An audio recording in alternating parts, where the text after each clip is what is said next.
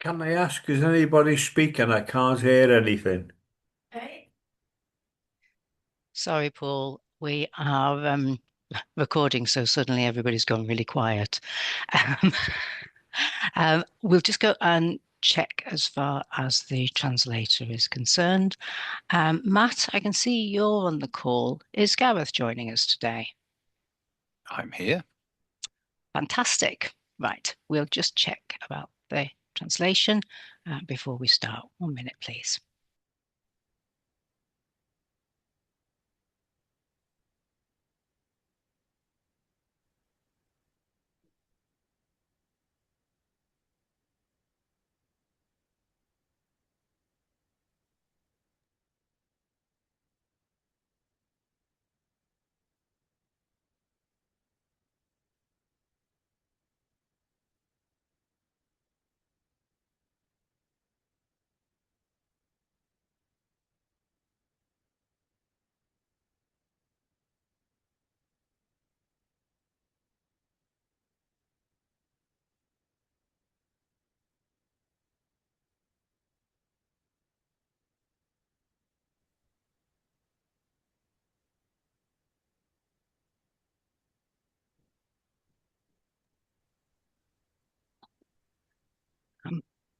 There was confirmation that she was due to attend at 9 o'clock this morning.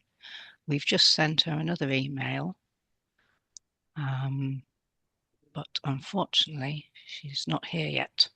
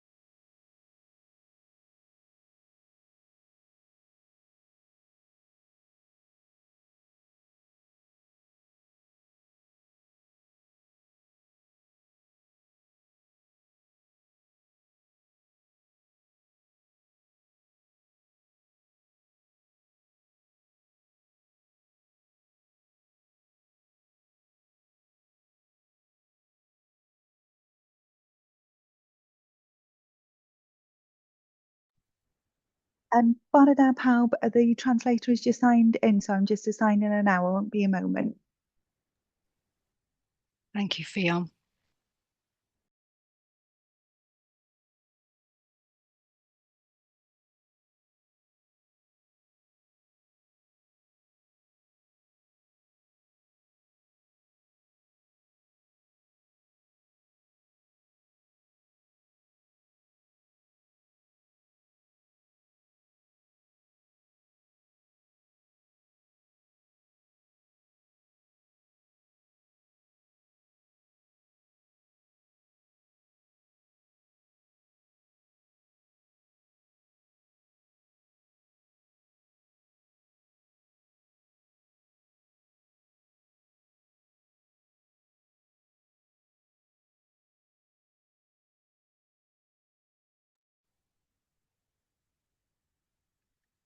Has everybody clicked on the translation services?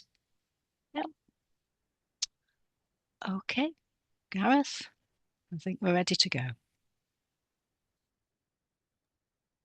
Right, pawb, a chroeso I gyfarfod. Good morning, everybody, and welcome to the meeting. The first item of business is to elect a chair for the coming municipal year. Are there any nominations, please?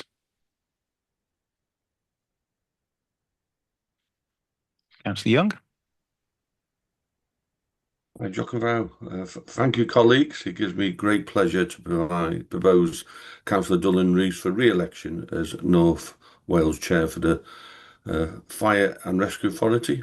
Dullan has provided strong, steady, inclusive leadership, bringing together members, firefighters and senior officers to ensure we continue to deliver the best possible service for the people of North Wales.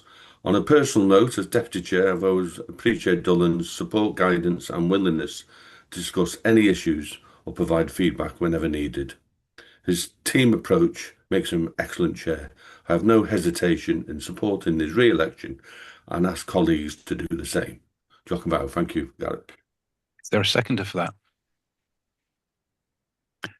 Okay, so I think we have 3 seconders. Thank you all. I see. So, Councillor Sunderland, you'd indicated first. Yeah, I'd formally like to second Dylan's nomination, and I agree with everything Mark has said. Thank you. Are there any other nominations? Before I call speakers, are there any other nominations? No? Okay. Did anybody else wish to speak in relation to the issue? No? Okay, so we'll go to a vote. All those in favour, please.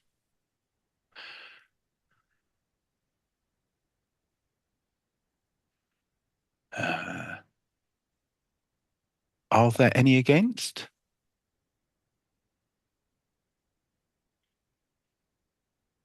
Councillor Sunderland, you still have your hand up. You voted both for and against. Are there any against? Automatic AI, I'm afraid. Yeah. No. So, congratulations, Councillor Rees. You are elected chair. Thank you, everybody. I will hand over the chair to yourself.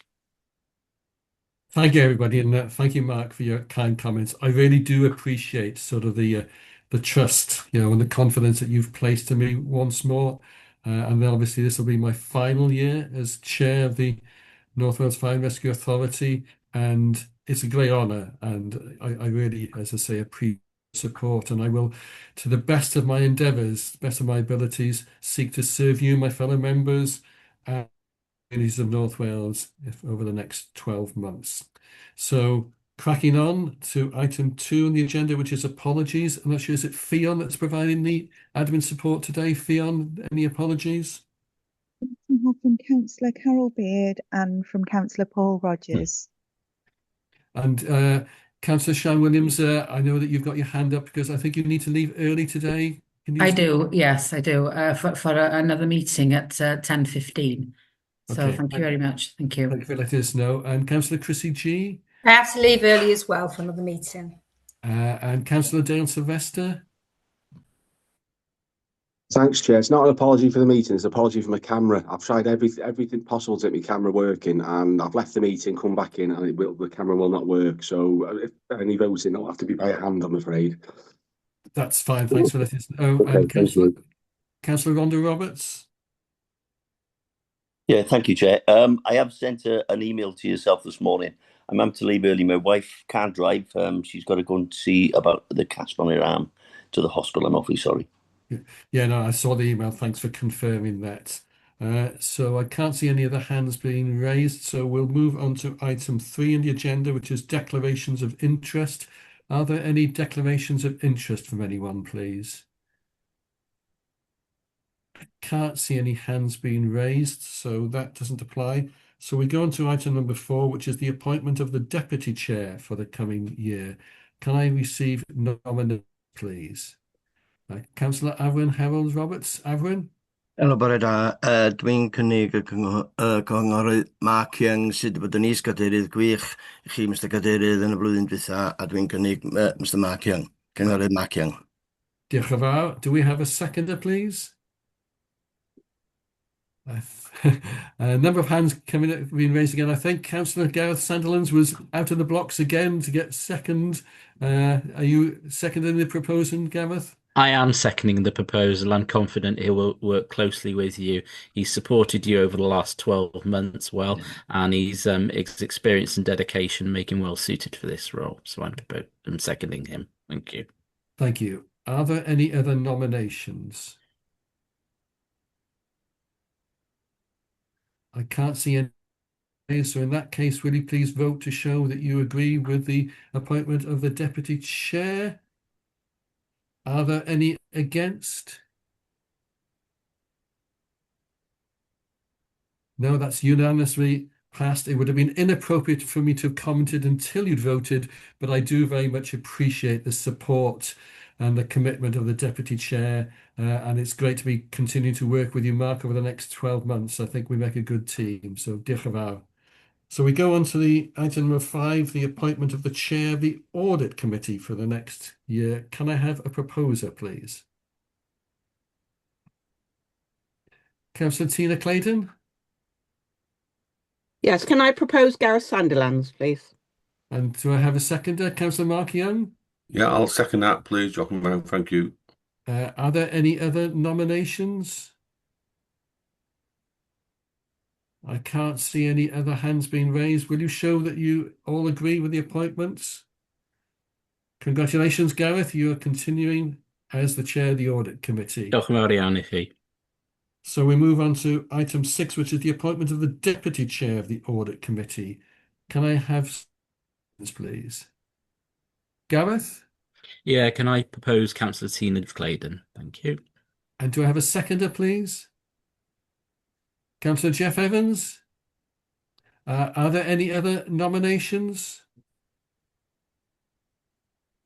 I can't see any hands being raised. Will you show that you agree with the nomination, please? Any against?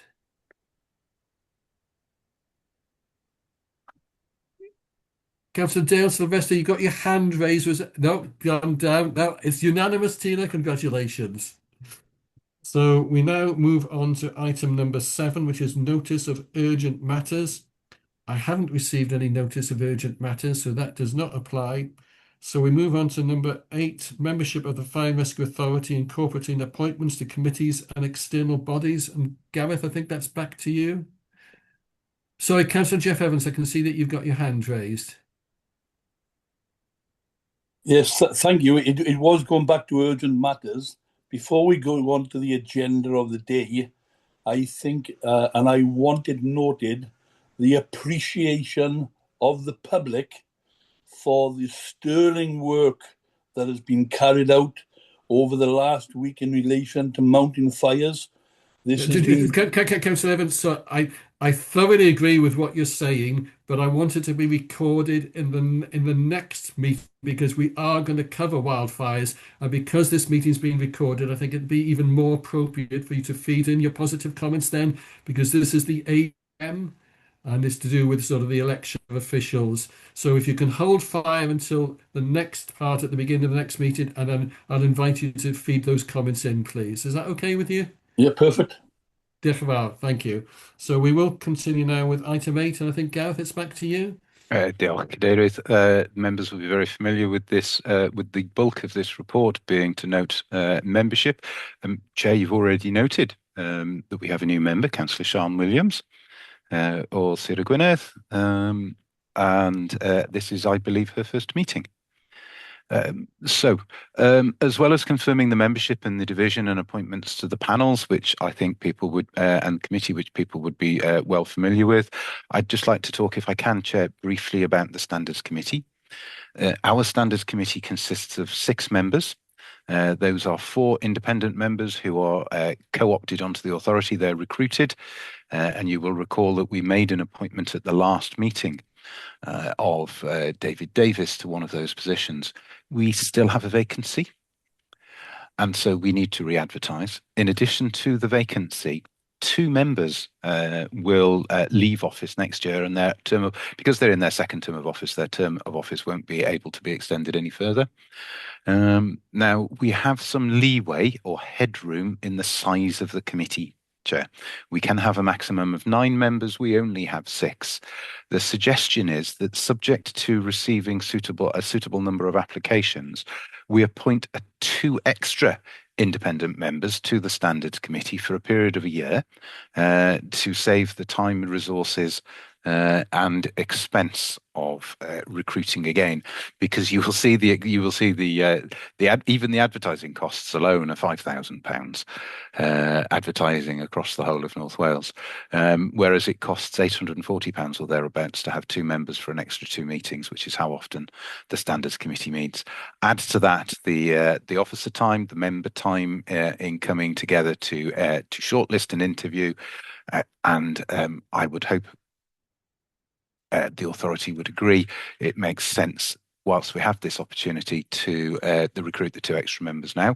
We have a precedent for doing this. One of the current members, Gareth Pritchard, himself was appointed in this way all those years ago, about nearly 10 years ago now, when we had a couple of very good candidates, but only 1 vacancy at the time. And then it was one of the independents at that time, Tony Young, who pointed out that he was shortly due to leave office and it would make sense to take on the extra person. So, Chair, hopefully it makes good sense. And as I say, we have a precedent. So, Chair, the recommendations are at page 5 of the report, I believe. And I'm happy to take any questions. Are there any questions or comments in relation to the clerk's input? No. Can I have somebody to propose we accept the recommendations of the clerk then, in that case? Thank you, Councillor Jeff Evans. Thank you, Councillor Mark Young. Will you all show that you're in agreement? That's been unanimously passed. Diolch, Gareth. So we're on to item number 9, which is the meeting dates for 2026-27. I think it's back to yourself again, Diolch. It is, I'm afraid, Chair. Almost all the reports in this meeting are mine, I'm afraid. So, as usual, members will know what to expect here. Meetings take place for the Executive Panel and the Audit Committee on the same days, morning and afternoon. And then we have a series of meetings scheduled for the full authority. We can't, because of the sheer number of authorities involved and the number of meetings involved, guarantee that there won't be any clash for Audit Committee and Executive Panel meetings, but we have tried to avoid clashes in relation to the full authority meetings, and the councils regularly promise that they won't set any meetings up in conflict with our full authority meetings, so that you as members don't feel any clash of responsibilities with your constituent councils. I'm happy to take any questions, Chair. Are there any questions or comments? No. Cynghorydd Gwynfor Owen. Ie, jyst i wneud y pwynt, a dwi'n ddiolchgar i Gareth am hyn, ond jyst i wneud y pwynt, mae yn anodd weithiau yn dydd i prif gyngor im yn cyfarfod yr un diwrnod, ond da ni wedi cael esiampl o gyngor brys yn cael ei alw, da ni wedi cael esiampl o pwyllgora ar yr un diwrnod, a mae rhywun wedyn yn gorfod jyglo pa un ddylswn ni fynd iddo fo, a ddylswn ni fynd i'r hwn efo'r cyngor, a ddylswn ni fynd i hwn efo'r awdurdod tân, a mae'n anodd, ond fel nôl swyddogion y cyngor, mae'n amhosib i nhw i wneud bob un felly de. Ac mae wedi bod yn ffrae rhwng fi a nhw, oherwydd bod o'n nhw yn neu siŵr bod nhw'n mynd yn gwrthdaro efo cyfarfodydd y parc, ond rwan maen nhw'n dweud bod nhw neu siŵr nad ydyn nhw'n gwrthdaro efo'r tân hefyd yn gwyn i weld. Diolch. Diolch, Gwynfor, am dy sylwadau. Are there any other comments or questions? Your hand's been raised, so will you, can I have a proposal that we accept the meeting dates as set out in the report? Thank you, Councillor Jeff Evans. Diolch, Gwynfor. Will you all show that you agree? Diolch yn fawr. That's been passed, so we move on to item 10, which is the Members' Remuneration Scheme. Diolch, Gareth. Thank you, Chair. Again, quite a familiar report for members. The Democracy and Boundary Commission Cymru has set the rates of pay for authority members for the coming 12 months. As always, that is subject to a caveat that members who receive a cabinet allowance from their constituent authority can't claim a fire authority allowance. So, Chair, the report publishes the rates for the coming 12 months. We're also obliged, Chair, to report on what we have paid to people over the last 12 months. And so that is attached to the schedule. And Chair, lastly, the report asks for permission to update the schedule of what we will pay over the coming 12 months, should there be any changes in membership. I'm happy to take any questions, Chair. Oh, and Chair, what I would note is that in the next meeting, I have asked you for an urgent item on remuneration because we will be discussing rates of pay for the new authority after the elections in May 27. Diolch, Gareth. Any questions or comments from members? I can't see any hands being raised. In that case, can I ask for proposer and seconder? Thank you, Charlie. Seconder? Thank you, Gareth. Will you all show that you approve the report? Diolch yn fawr. That's been passed. So there isn't any urgent matters in this part of the meeting. So item 11 doesn't apply and there's no part 2. So that concludes the AGM. So we will now move on to the normal quarterly meeting of the Fire Authority. So item number 1, apologies again. If I may just confirm the situation with apologies, please, Fionn. Yes, of course. We have apologies from Councillor Carol Beard, Councillor Paul Rogers. We have been notified that Councillor Sean Williams, Chrissy Gee and Councillor Rondo Roberts will need to leave early. Thank you very much. And in this meeting, can I formally, as the chair, welcome Sian to her first full Fire Authority meeting. Croeso Sian, mae'n braf I cael chi ymuno efo ni. And can I also take the opportunity to congratulate former member of the Fire Authority, Mark Jones, who's been elected to the Senedd since the last meeting that we held. Councillor Paul Cunningham, I can see that your hand is raised. Diolch, Cadeirydd. I can't seem to get a picture up of myself, and I've got a terrible echo. Okay, noted, but it's good to have you with us, Paul. Cynghorydd Wynfor Owen? Diolch yn fawr, a dim bosib hefyd I ni ddiolch I Cynghorydd Gareth Roberts am I wasanaeth. Ie, yn sicr, diolch yn fawr I Cynghorydd Gareth Roberts, sydd ddim gyda ni rwan. Any other comments? No, I can't see any hands being raised. So item 2, declaration of interest. Any declarations of interest? No, I can't see many hands being raised. So we move on to item number 3, which is notice of urgent matters. And I'm going to invite the Chief Fire Officer to give a statement on the situation on wildfires. And after she's given her statement, Councillor Jeff Evans will have the first opportunity to respond. Diolch. Diolch yn fawr. Members will be aware that since the early hours of the 12th of July, we have been responding to a number of significant wildfire incidents across North Wales. A major incident was declared during the Conway mountain fire because of the number of simultaneous incidents that were going on at the same time and the significant demand on operational resources. That major incident was stood down at 5 o'clock on the Monday, but crews have continued to deal with wildfire activity across the region. The most significant ongoing incident is near to Harlock. A tactical coordination group was re-established and has continued to coordinate the multi-agency response there. The fire has developed through the week as temperature increased and wind conditions changed. And it's estimated that approximately 2,000 acres have been affected, with a fire front of around 2 kilometres. Operationally, crews have been using natural fire breaks and creating additional fire breaks to contain the spread. A significant proportion of the effective area is inaccessible by either vehicle or foot, and that makes firefighting particularly challenging. The fire is also approaching forestry areas, and that's being closely monitored. And we have worked with Natural Resources Wales to bring in heavy machinery onto the site to cut fire breaks to help control the spread. Multiple crews remain in attendance and expect to be committed there for some time. Local roads have been closed to support emergency response activity, and crews are maintaining contact with nearby properties.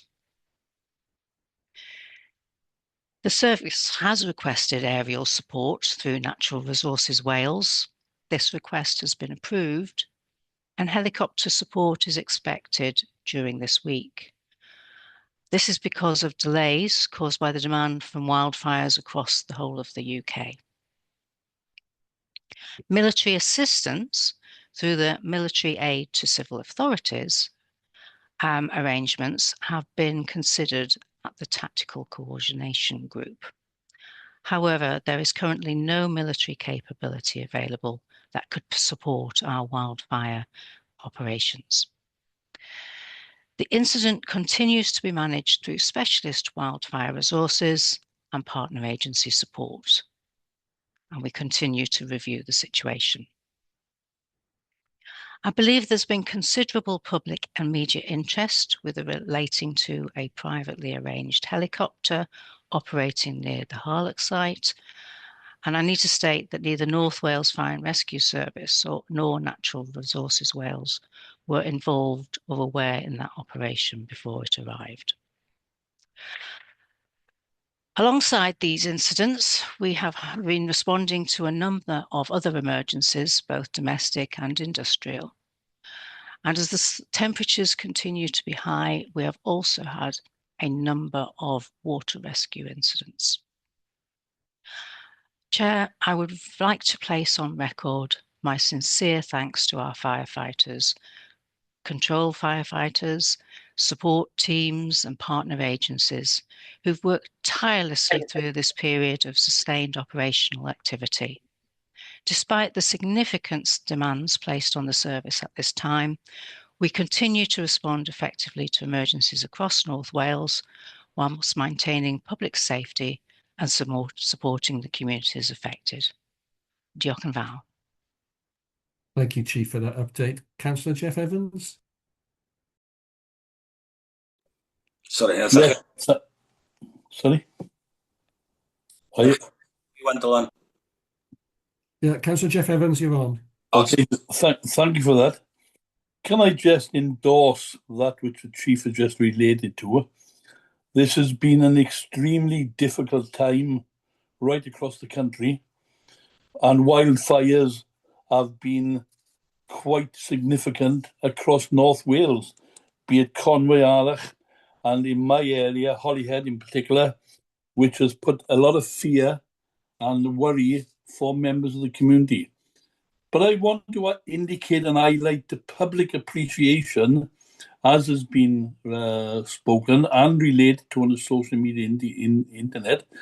Comments have included the sterling professional manner that the firefighters and crews have addressed the fires, safeguarding homes and the community at large.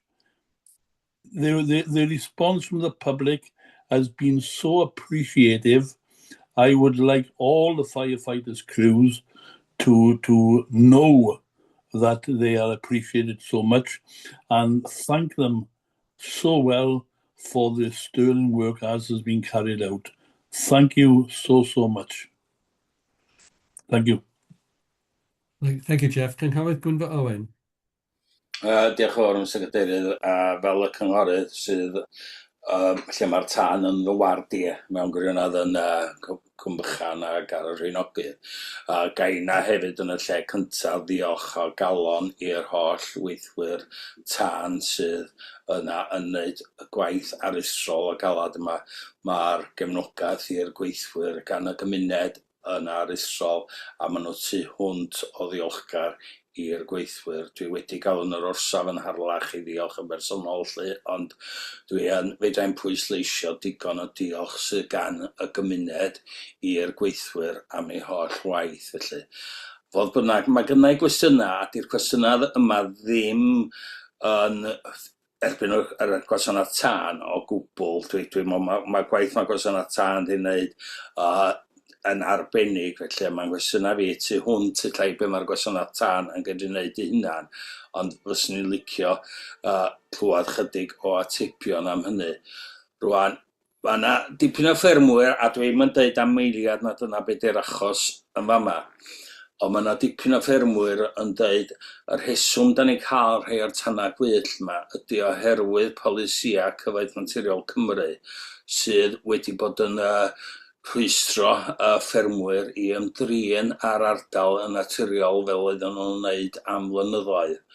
Ac felly bod hynny wedyn yn gwneud hi'n haws i'r tanau yma ehangu felly. Sgynna i'm syniad os di hynny wir, ond mae yna nifer o ffermwyr, a dwi'n pwysleisio dim y ffermwyr yn yr ardal yma, mae yna nifer o ffermwyr wedi deud hynny wrtha fi, a bod hi'n ella'n bryd i cyfoeth naturiol Cymru ail-edrych ar eu polisia oherwydd maen nhw yn dweud bod nhw'n poeni am y bywyd gwyllt a bethau felly, a dyna pam da ni'n cael hyn, ond os yw hynny wedyn yn arwain i'r tanau gwyllt, mae yn gwneud y polisi yno yn ddiwerth. Wedyn symud ymlaen at hofrennydd cyfoeth naturiol. Wan, dwi'n siŵr os dwi'n iawn i feddwl na hofrennydd cyfoeth naturiol Cymru ydy hon.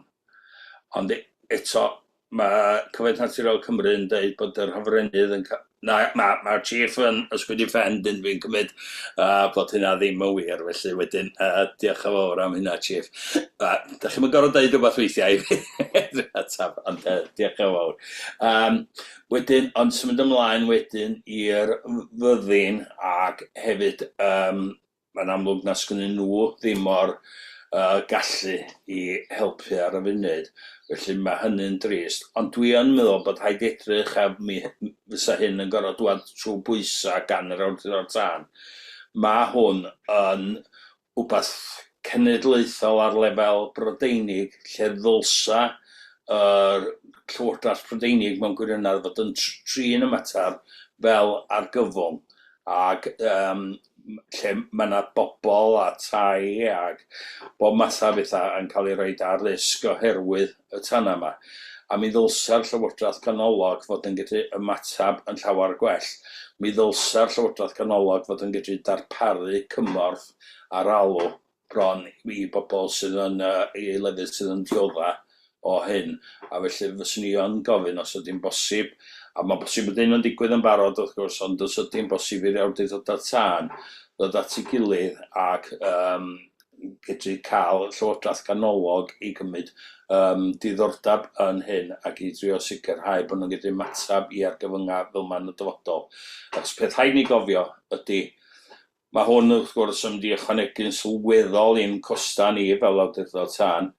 Mae o hefyd yn mynd i ychwanegu costa sylweddol i awdurdodau tân eraill. Ella bydd o'n stopio ni wneud gwaith hanfodol arall oherwydd y peth. Felly mae'n wirioneddol angen edrych ar y mater yma oherwydd mae'r sefyllfa yma mynd i weithredu i'r dyfodol. Efo newid hinsawdd, da ni'n mynd i gael tywydd poeth yn fwy aml a mwy aml, a da ni hefyd felly yn mynd i gael mwy a mwy o dana. Fedra ni ddim jyst isa nôl a derbyn pe mae yna dana fel mae'n digwydd, bydd y gwasanaeth tân yn mynd allan i sortio fo.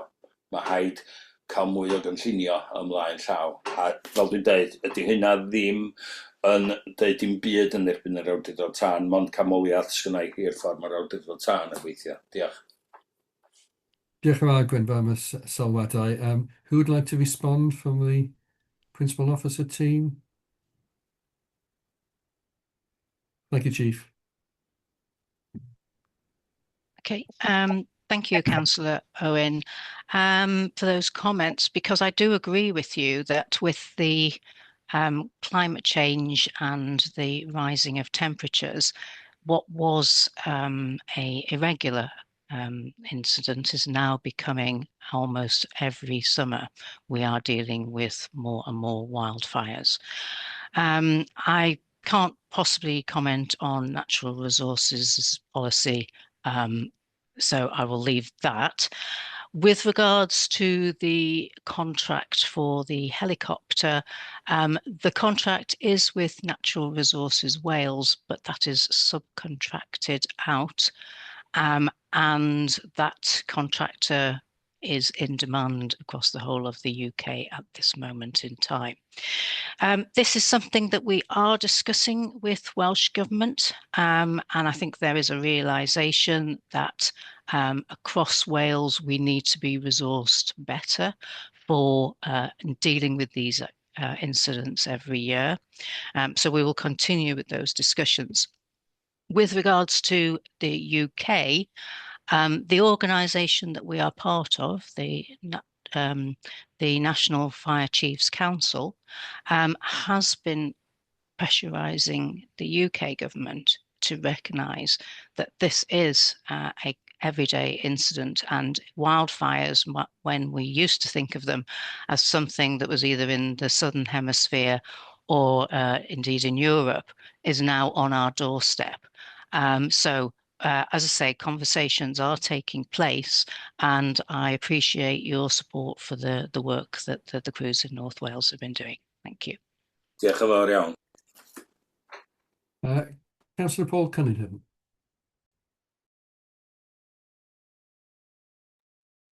Diolch, Cadeirydd. Many years ago, as you understand, I was a firefighter, and we thought the summer of 1976 was exceptional. It was new to us. We were sent to places like Cynwyd and Llandegla, places we'd never been to in the old Flintshire days. But as we were Clwyd, we were going to these places. We thought we had it hard. But when I look at the firefighters of today and the problems that they are facing, I am very proud of this service, that I am a member of the authority. I am proud of each and every one of them, from the merest fire, I apologise, I don't mean to use that word, from the firefighter right through to the chief and all the backroom staff. Their work is tremendous. Diolch yn fawr iawn, and pass on my thanks to all the firefighters. Diolch yn fawr. Thank you, Paul. And as chair, I actually put something out on social media last week thanking all those involved in tackling the wildfires and praising them for their courage, their dedication and their professionalism. And I'm sure that all members of the authority would agree with those comments, and I'm sure that the chief will pass that back to all those involved. Cynghorydd Owen Roberts. Ie, bore da. Diolch yn fawr, Mr Cadeirydd. Ie, swn i'n licio ategu be mae Cynghorydd Gwynfor Owen wedi dweud yn diolch o galon i'r tîm sydd wedi bod allan yn cwffio'r tanna yma. Maen nhw wedi bod yn rhoi gwaith anhygol i fewn.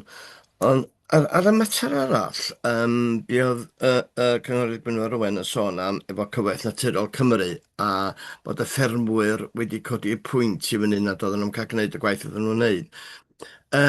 Dwi yma, diolch i'r nefoedd nad oes a ddim tân wedi bod yn ardal i lle mae na dan wedi bod yn y gorffennol a rhai mawr iawn wedi bod. A'r galwadau dwi wedi bod yn gael ydy gyn perchenogion tir ar y mynydd yn lle 2 flynedd neu 2 blynedd yn ôl, bydda ni tu allan i'r parc, mi ddodd Parc Cenedlaethol Eryri i fewn i fama a gwneud firewall dros yr ardal i stopio tanna fynd o gwmpas fferm 2. Rwan, mae'r perchnogion wedi cysylltu gyda'r Parc Cenedlaethol a maen nhw wedi dweud do mi wnaethon ni 2 flynedd neu 2 blynedd yn ôl, ond bellach sgynnon ni mor arian i wneud y fath yna o waith bellach. So dydy'r parc chwaith yn rhan ni ddim yn creu'r y firewall yma. Ydy'r gwasanaeth yn cydweithio hefo'r Parc Cenedlaethol ynglyn â hyn? Cos mae yna bobl yn fama gweld yr difrod sydd wedi cael ei gwneud yn poeni yn aruthrol fysa fo'n digwydd yn y pen yma rwan. A eisiau gwybod ydw i pa fath o gydweithrediad sydd rhwng strwngtho ni a Parc Cenedlaethol Eryri sydd yn cyfrio'r anfarth tir mawr yma yn Gogledd Cymru. Diolch yn fawr iawn.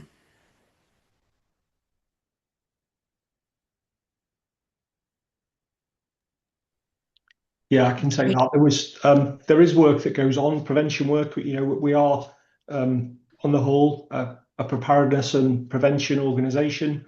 So there is a lot of work that goes on with our prevention teams, where we not only speak with our local communities and our farmers, but we do engage with Natural Resources Wales. There are activities that ongoing which, when we're at steady state, where we actually do go to land, we do visit sites, we do look for areas of risk, and we look at how we may deploy our sort of tactics when there isn't an incident, to sort of understand how we can work together. So it is really about understanding those areas of risk and working with Natural Resources Wales wherever possible.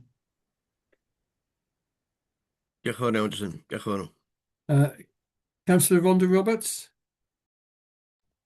Thank you, Chair. I'd just like to say a personal thank you to the crews that attended. I know Llangollen attended a week last Thursday and Friday to a deliberate fire in my area where 4 separate fires were started, and 2 of them went underground then, and they had to come back Friday morning, Friday evening.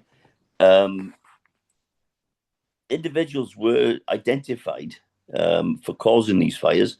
What's the procedure for liaising between the Fire Authority and North Wales Police to sort of bring these to book, these culprits? Thank you.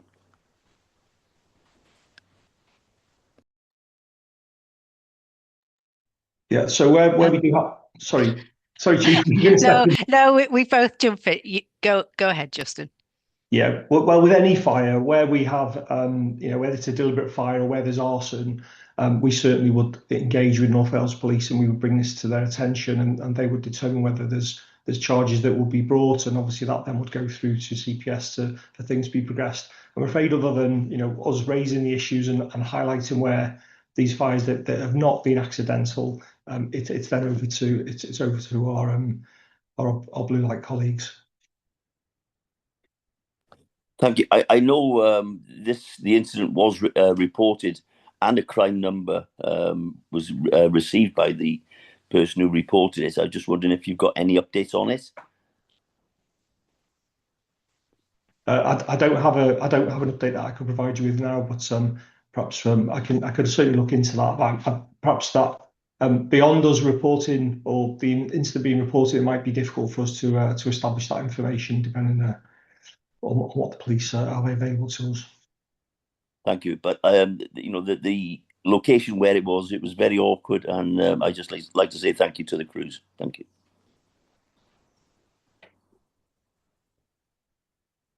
Cynghorydd John Ivan Jones.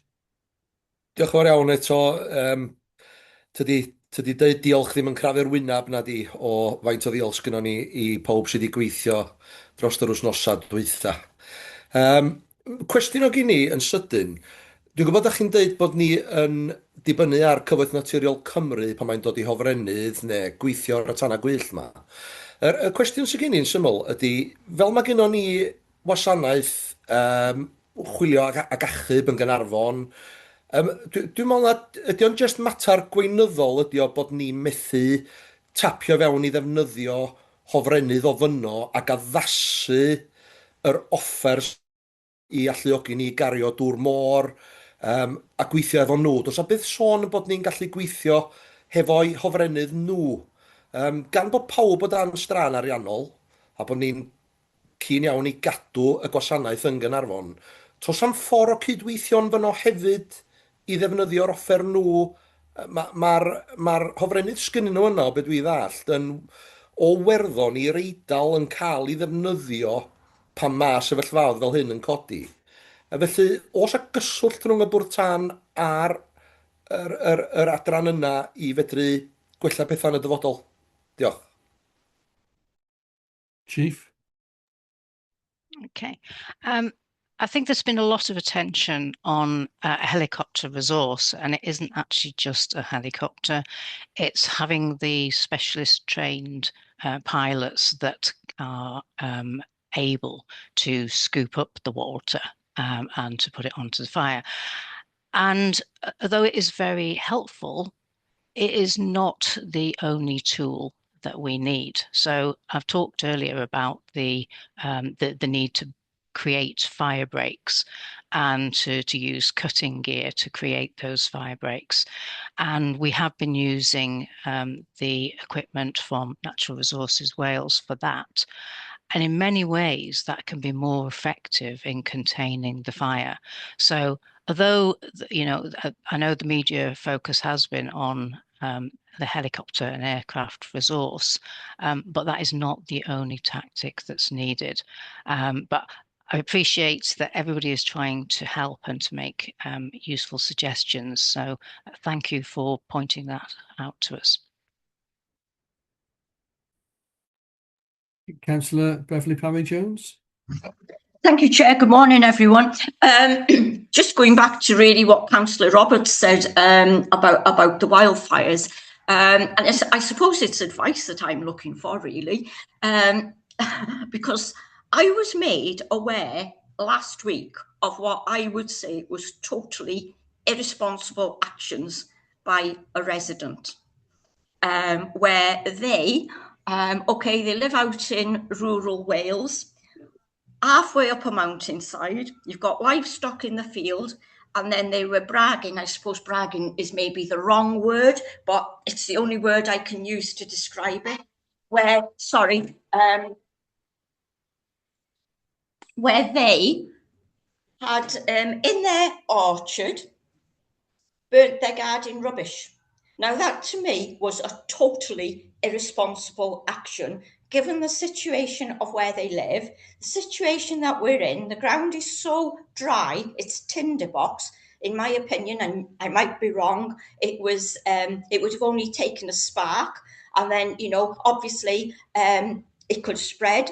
We could have had a wildfire, and it would have been putting our firefighters' lives in danger, in my opinion, unnecessarily. So I just wondered, is there anything as a fire and rescue authority that we can do, or perhaps we are doing, to educate members of the public, certainly in rural areas? Look, you really don't need to be doing this. You know, you can burn your garden rubbish at any time.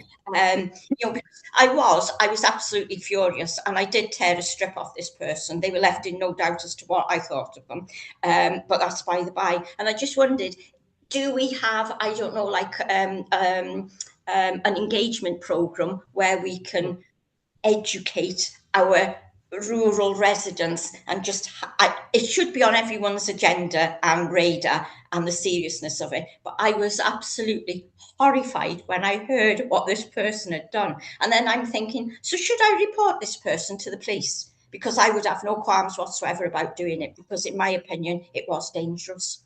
Sorry, that's it, rant over. Thank you, Beverly. Justin? Yeah, I think it starts right the way back. So we try and get ahead of the issue in so much that we're educating our young people. So in terms of, you know, we visit every school in North Wales with our educationalists, and about, you know, the dangers of fire in open spaces is absolutely part of that education. So we're certainly warning people about dangers of having open fires, you know, barbecues and things like that. So we're speaking to people when they're youngsters.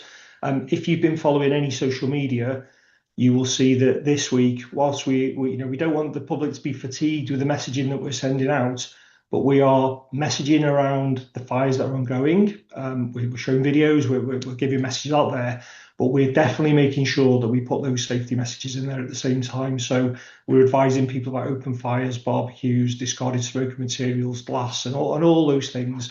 So we're most definitely asking people to work with us, because we're trying to tell people about how stretched we are currently. But yeah, these certainly agree. These conditions currently, they're absolutely tinderbox. So I would emphasise that we really want people to take care. It's very sad that we still get calls to our control room of people advising us that they are undertaking control on private land. and all we can do is give advice, and we do give advice, and we plead with people not to have fires. But there have been occasions where people give us assurances that they've got beaters or they've got water and that they're able to deal. But if anything got out of control, they could deal it themselves. But thanks for raising the point. We're certainly, it goes with all of us, I guess. Every time that we are perhaps engaging with friends and family and other people, we have to make sure that we all spread the word about how it is important to sort of take care during these conditions. But thank you.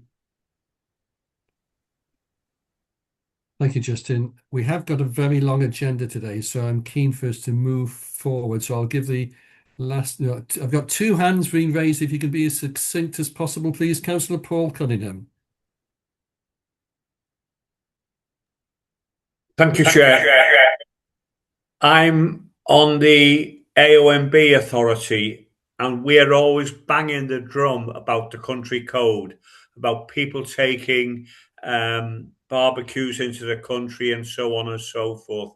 So we work in conjunction with the North Wales Fire Authority to push this message over. Thank you, Chair, for allowing me to speak once more. Thank you, Paul. Ac gair olaf o hwn I cynghorydd Gwynfor Owen. Diolch, Gwynfor.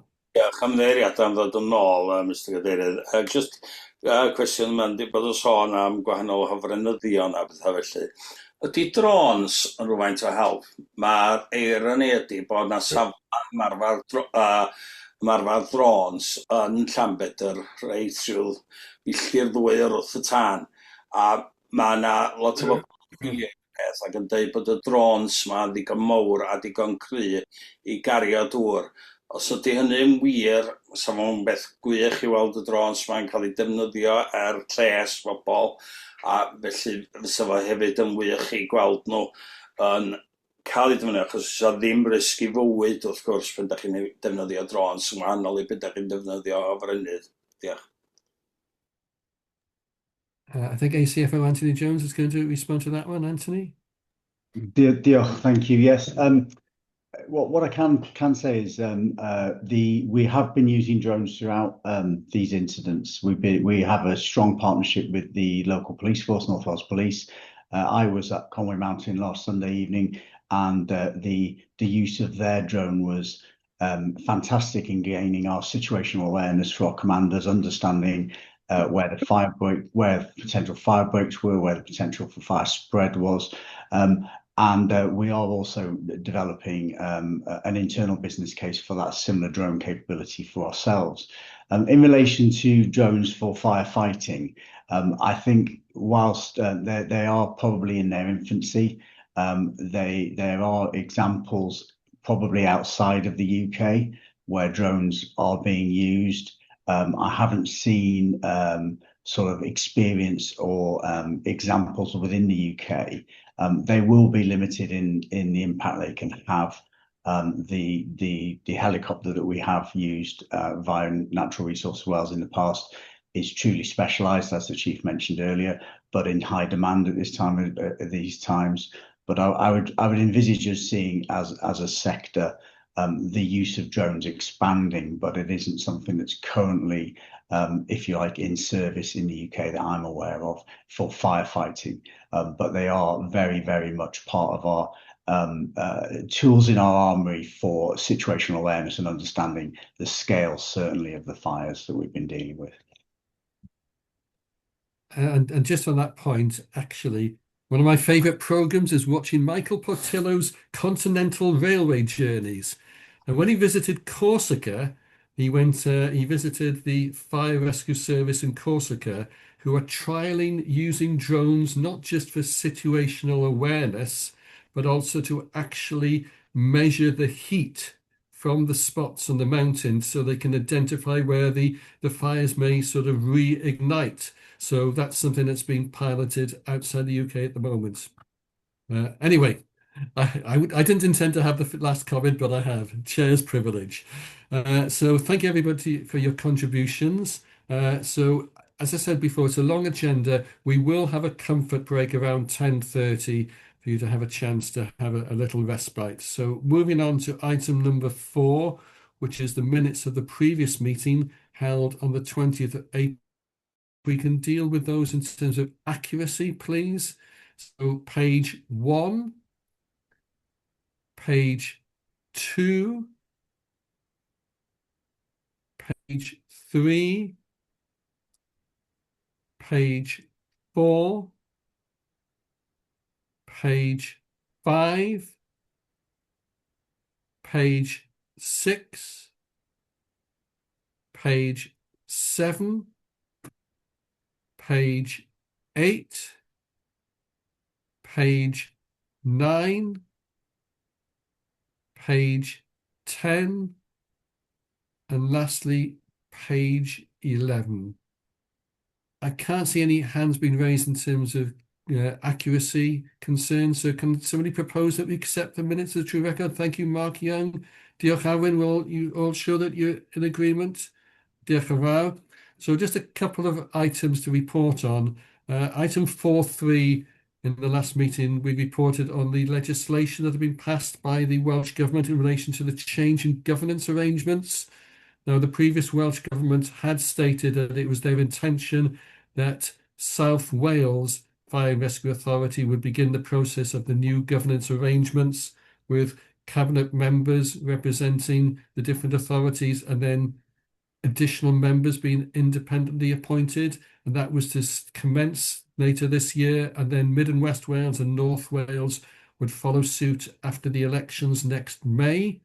The new Cabinet Secretary last Monday has made a written statement in which he has announced that the commissioners will remain for the time being in South Wales with the intervention measures until after next May.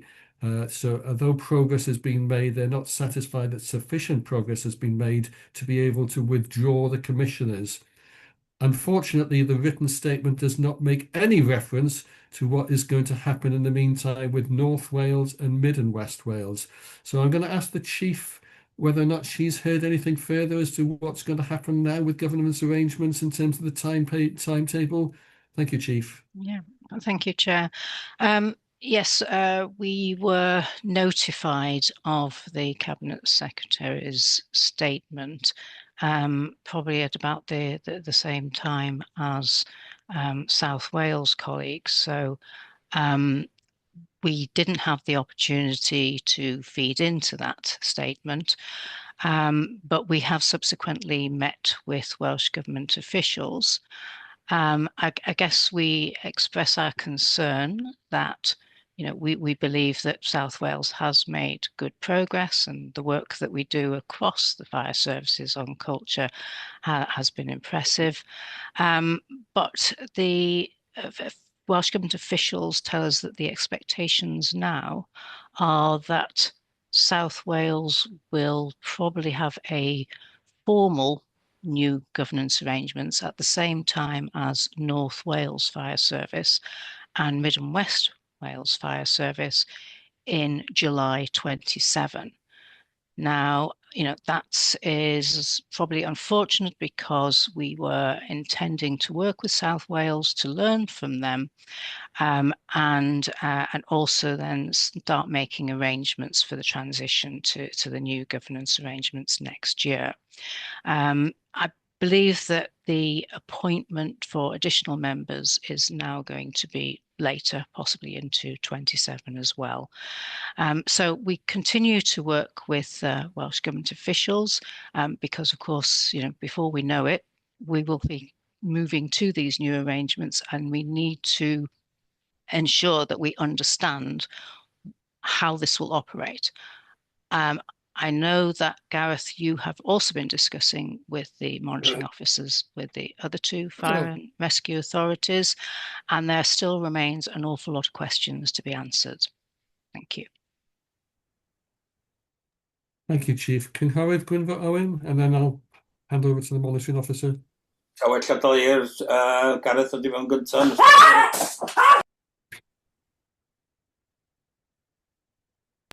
Diolch, very generous, thank you. So, Chair, the Chief mentioned that I am in touch with the other two fire clerks, which I am. We meet on a regular basis. We meet monthly. The clerk to South Wales was working with Cardiff University to try and develop some precedent documents around governance and a constitution for the new fire authority. In a way, she's quite grateful that she has a little extra time to do that, because it was quite a tall order trying to get all of the paperwork in place. But yes, it has left them in a very difficult situation. We still haven't heard anything from Cardiff in terms of a proposed governance model, and so that is something that I am raising now with the South Wales clerk to say, look, we need to do this. Can we be getting on with this? It's also something that I've suggested to the chief, that we start having a conversation about what Plan B might look like in the event that Cardiff University take more than a few months to be able to deliver that paperwork to us, because we really need to start planning for what the governance will look like when we drop from 28 down to just 9 members. It'll be a real challenge. Diolch, Cadeirydd, and diolch, Gwynfor. Diolch, Gwynfor, drosodd i chi, diolch.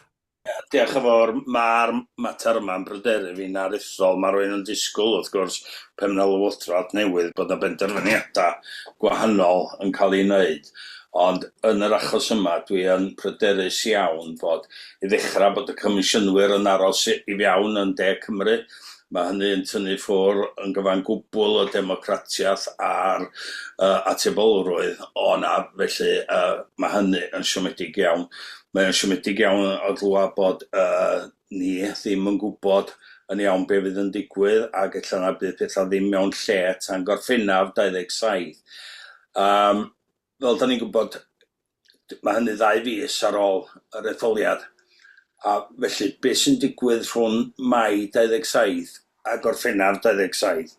Ydy'r un awdurdod yn cael ei ethol arwain i bob pwrpas, neu'r un faint yn cael ei ethol am 2 fis, a wedyn bod ni'n gorfod i gyd mynd ar ôl 2 fis. Dwi'n meddwl mae yna lot o gwestiynau i'w codi fyma.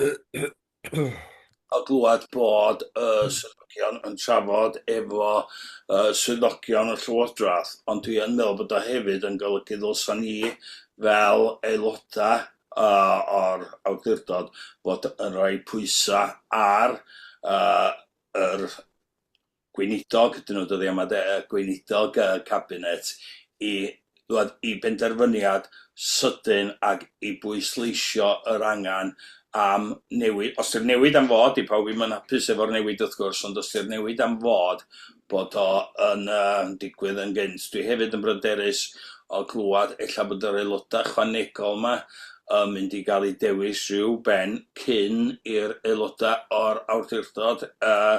Ydy hynny'n golygu bod heini'n mynd i gyfarfod efo'i gilydd cyn cael aelodau o'r awdurdod lleol? Mae o'n codi gymaint o gwestiynau, a dwi'n bryderus iawn am y mater. Diolch.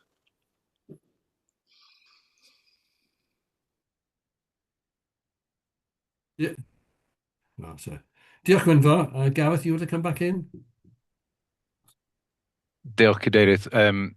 Councillor Owen is correct. There are many questions. I'm afraid we don't have as many answers as we do have questions. There are some things we do know.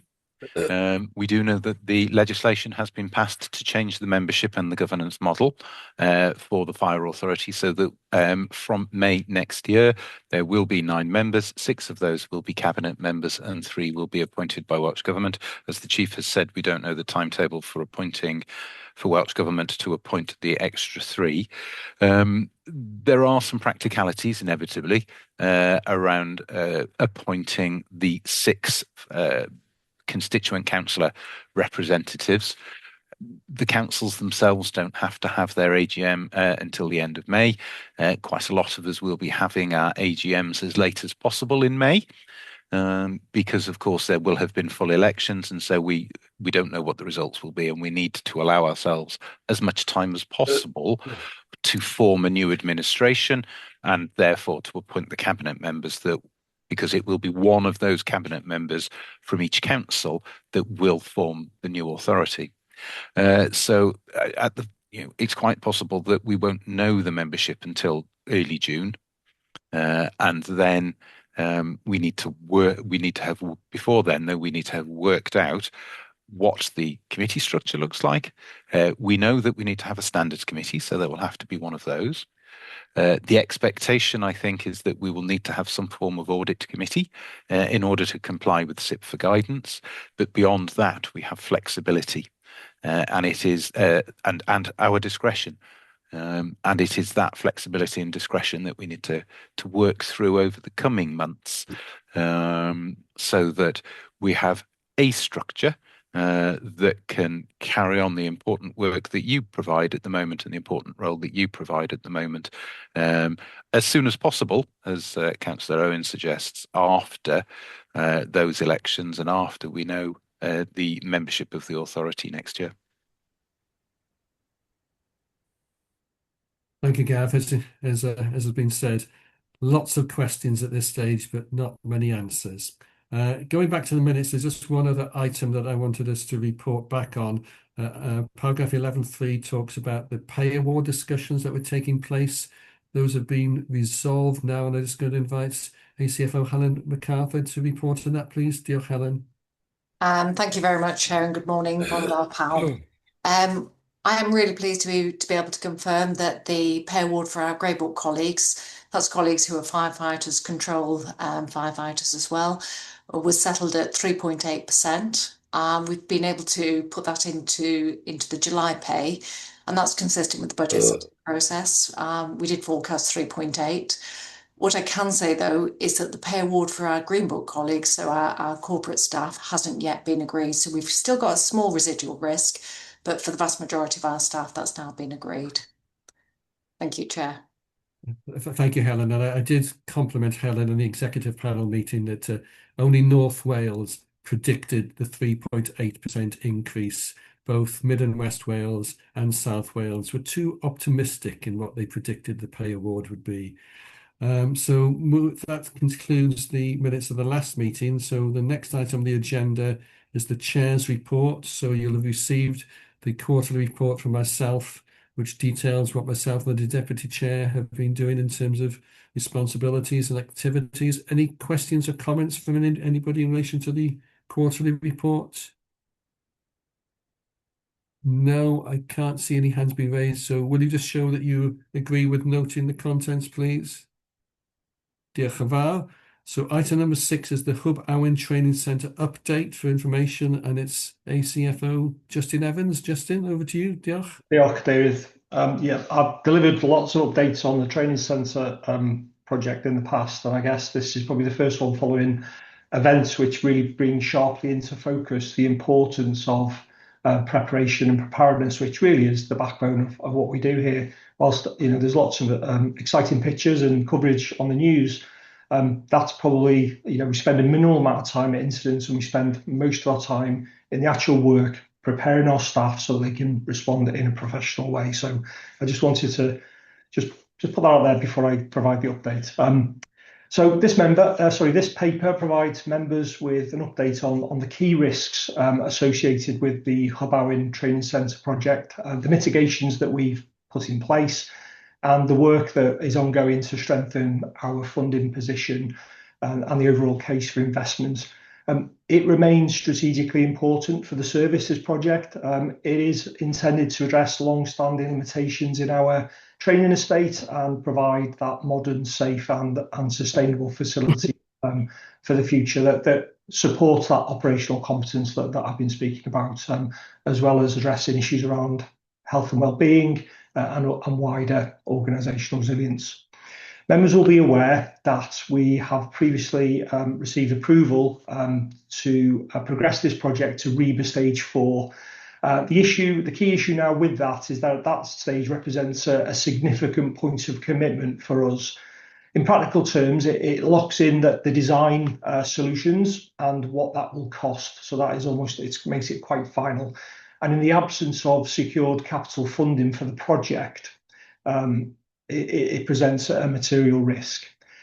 This position, therefore, has been reviewed carefully through our own internal project governance arrangements, not because we think that the need or the strategic need has changed, but we must ensure that our next steps are proportionate and that they are properly controlled. So in terms of response to that risk, the project team is actively supporting and exploring funding opportunities across a number of domains. We're doing so on the basis that a project of this scale seems to be unlikely to be funded through a single route. Initial conversations have already taken place with Welsh Government, and we have sent out briefing correspondence to the government and to others. But we have set out basically the service's wider sort of direction and our plans for the development of this training centre. I know certainly there's some offline conversations that have also been taking place. We're going to refresh those conversations with the new administration, and we're going to have some clear emphasis on the ways that we think this project is going to align with any emerging sort of policy priorities. The outline business case, which you've seen a draft copy of, it's a work in progress, and it remains live and it will continue to develop, and that's important because it gives us that chance to keep strengthening that case as new information emerges to us. Members will know that from the early updates that the preferred option was for a centralised, purpose-built facility capable of supporting operational, corporate and multi-agency functions, so bringing in the other agencies in North Wales, and that remains the position at this stage. That there doesn't seem to be any compelling argument to materially reduce the scale or ambition of what we set out to do.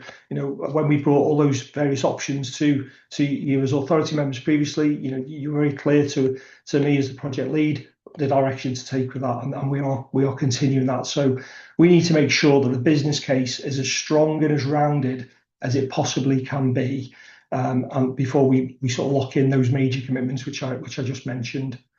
We have had early conversations with other Category 1 responders about shared use of the site. Although the site, it's a 10-acre site, it seems massive. If you drive past there, it's a really big site. When you start to commit the various elements required to develop across all the domains that we work in, that space quickly is used up.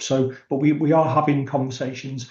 We're looking at as the chief mentioned, we were at the NFCC conference last week, and there is a strong discussion and theme towards community resilience. We definitely see that this site can play a part in that. So that means that it isn't just about the site is going to contribute to what we need in terms of our training and operational preparedness, but it's about that resilience building for partners and working with our local resilience forum and community groups. I know some of you on the call here, you heard me speak about this last week, where we had a benefits workshop here in headquarters, and we had around about 40 attendees at that event, with everything from local authorities. We had the Trunk Road Agency, Fire and Rescue Authority members, we had local education providers, the NHS in Wales, we had other blue light partners, Mountain Rescue. So there was lots of people there. And what we were trying to extract last week was what benefits that we understand fire. We want to know what benefits this facility could provide across the whole range of services that are offered in North Wales. So the project board has considered the risks. We've considered the sort of milestones that we've got ahead of us, and as a mitigation, we took the decision to slow the project down with a short and controlled slowdown of the project of between 4 and 6 months. And the intention with this, it isn't about losing momentum with the project, but it's about making sure we've got enough time for that stakeholder engagement, which I just mentioned, and those funding discussions, which we now need to have, and to work on that business case. So we want to do that before we get to a more committed stage. There is, what we don't want to do is get to a hard stop with this project. We just want to keep moving the project on and building the case of this development for North Wales. We do have to be, I know that there is a compelling case for change, but we need to be realistic that it may not in isolation. We might not be able to secure all the funding required from a single source. And for that reason, we're now considering how a blended approach may need to be developed, potentially including grant funding, low interest borrowing, and any sort of capital support from partners if we can bring partners in. And I've got to be clear, I'm not asking members to take decisions around committing to funding today, but I think it is really important that we're open about if external funding routes do not materialise, that options, including support from local authorities, would need to be brought back to this environment for a discussion and consideration. But we would do that through our normal and regular budget setting and scrutiny processes. So, the way that we set our usual budget, if we needed authority contributions toward that, we would do that as part of setting our balanced budget. We would only do that on evidence-based and proportionate basis as well. So we would make sure that members had full scrutiny. And I guess that from conversations we've had previously and conversations I've had outside of this environment, that would sound quite concerning to members. And I don't want to understate it, but I want to offer assurance that members can be confident that this is being progressed by a capable team, and that our continued focus is about managing this risk and protecting the authority's position. So I suppose in closing, I just want to sum up by saying, that this project remains important, necessary. The risks are real, particularly around funding, but they're most definitely understood and they're being actively managed. So yeah, I'll leave it there. Thank you, Chair. Thank you, Justin. And yes, as you mentioned, some of us were at the benefits workshop with the partner agencies last week, and it was a really positive experience. A lot of buzz in the room, and people were quite excited about the project.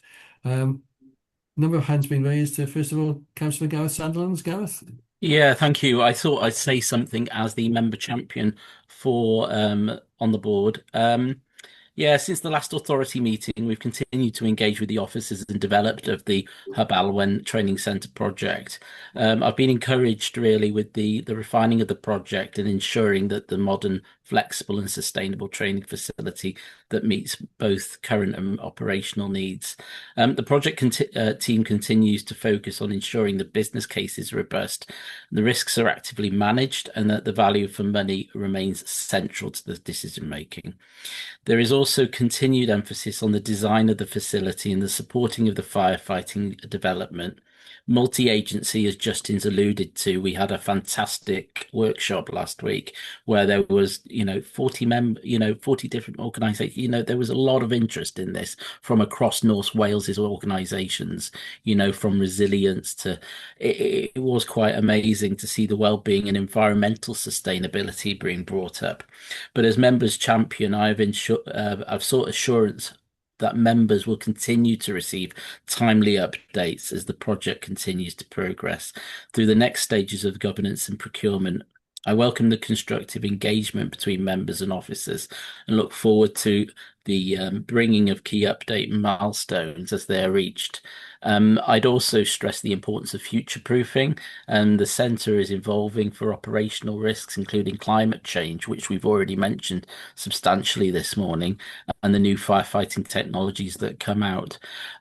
We are open to consultation at the moment, and I would encourage each and every member on this call to go out to their residents and implore them to come in and seek fill in that survey, that consultation, because we want to make it as meaningful as possible across North Wales, and that is really important. So I'd just like to leave it there, but I want to say once again, thanks to all the team taking part and the authority members that are giving views. Thank you.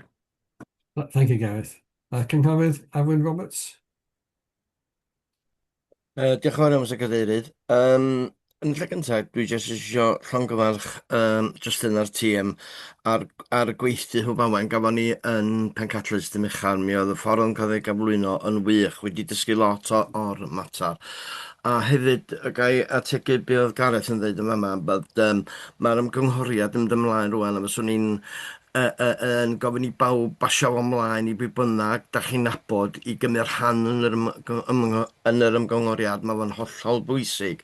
Ond un beth swn i yn licio codi fyny, mi o'n i siarad efo gwahanol fudiadau yna dim uchar, a mi oedd y matab nhw yn wych i'r cyflwyniad. Dwi yn trafod rhywbeth, a dydw i ddim yn gwybod am ei leoliad o. Dwi'n dod o Gaernarfon, a mae pobl yn gofyn i ni lle mae fo, a dwi'n dweud, wel, mae fo yn Llanelwyrla, yn lle, dwi'n mynd iawn lle, ond dyna beth swn i yn wir licio gwybod yn union lle mae fo. Da ni'n trafod rhywbeth yma yma, na da ni ddim yn gwybod. So, swn i yn gynghori bod na wahoddiad yn dallan i beth bynnag eisiau gweld lle mae fo. Dwi'n meddwl sy'n help garw, cos dwi'n yn dweud, ia, Llanelwiad a'r cwbl, dwi'n gwybod lle mae fo, a swn i yn licio fos yna rhywun yn mynd i arwain i ar hynny. Ond eto, llongyfarchiadau mawr i'r tîm yma, nath roed y cyflwyniad ffantastig yna, a mi o pob yn mynd o'na, a dyna'r ymataf o bob un o bobl yn dweud ar y ffordd allan o'na. Diolch Arwyn, a dwi'n siŵr mi allan ni trefnu ymweliad i'r safle i'r aelodau maes o law. Diolch. Councillor Anthony Wren, Anthony? Yeah, thank you, Chair. My main concern has been the finances with this project, getting sufficient funding without having to rely on local authority support. Because if we do have to rely on local authority support, for example, Flintshire's budget for 25-26 was 448.9 million, of which total unearmarked reserves are 16.76 million, or less than 4% rainy day money. Where's the funding going to come from?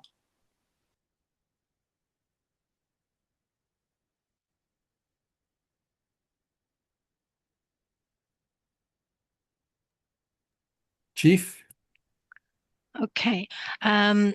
This is very much what we are currently investigating, and as Justin said in his presentation, we now recognise that it won't be all from grant funding from Welsh Government, but what it could be is a blended approach from both grants through a number of different sources to low-cost borrowing, and we are talking about to Welsh Government about whether they could support the cost of borrowing, but ultimately that also might require to put through the usual budget setting process an element to be supported from the local authorities. Now, that is something that we've been trying to avoid, but I think realistically that needs to be part of the budget discussion, which will take place this autumn and spread over probably 3 or 4 years.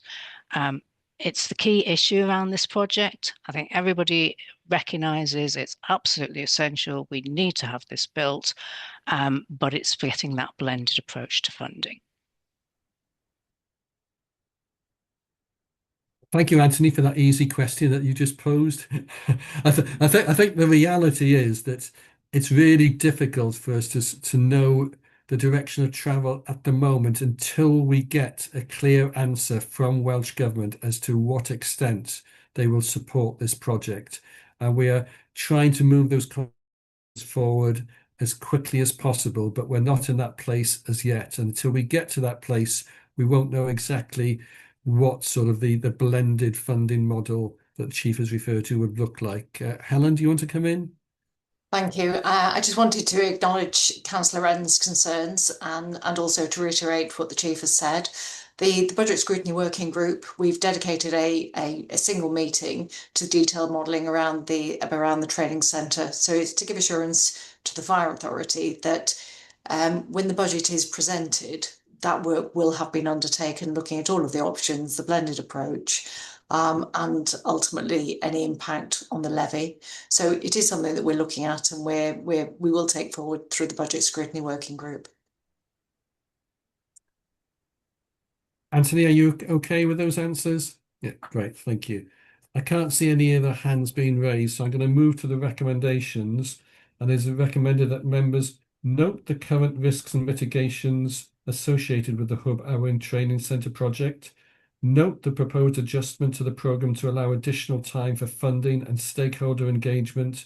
And note that no funding commitment is sought at this stage, but that future proposals may be brought for members' consideration if external funding routes cannot be secured. Can I have a proposal that we accept those recommendations? Thank you, Mark. Thank you, Ian. Will you all show that you agree, please? Diolch yn fawr. That's been passed. It's coming up to 10:30. I'm going to suggest that we do have a comfort break now because we've still got a long way to go, but we've been, discussing matters now for an hour and a half. So I suggest that we, at 10:40 prompt, I suggest you keep the links open and just turn off your camera and your microphones. And as I say, we'll resume at 10:40 prompt. Diolch pawb. Thank you, everyone.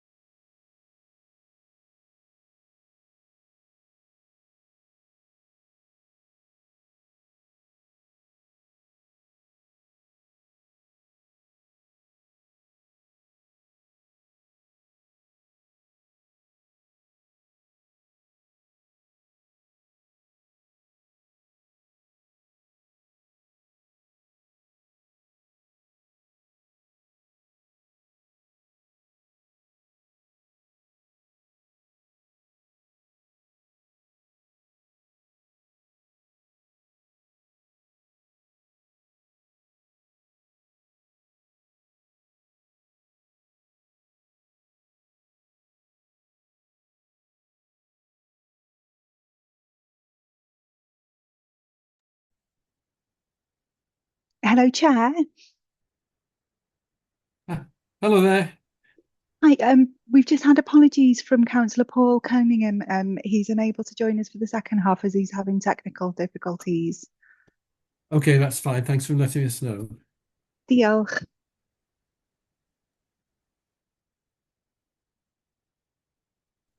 Chair, can I also just note then before the recording starts that the next item, the biodiversity, is going to be presented by Elgan. Okay, and what about the estate strategy? Elgan et al.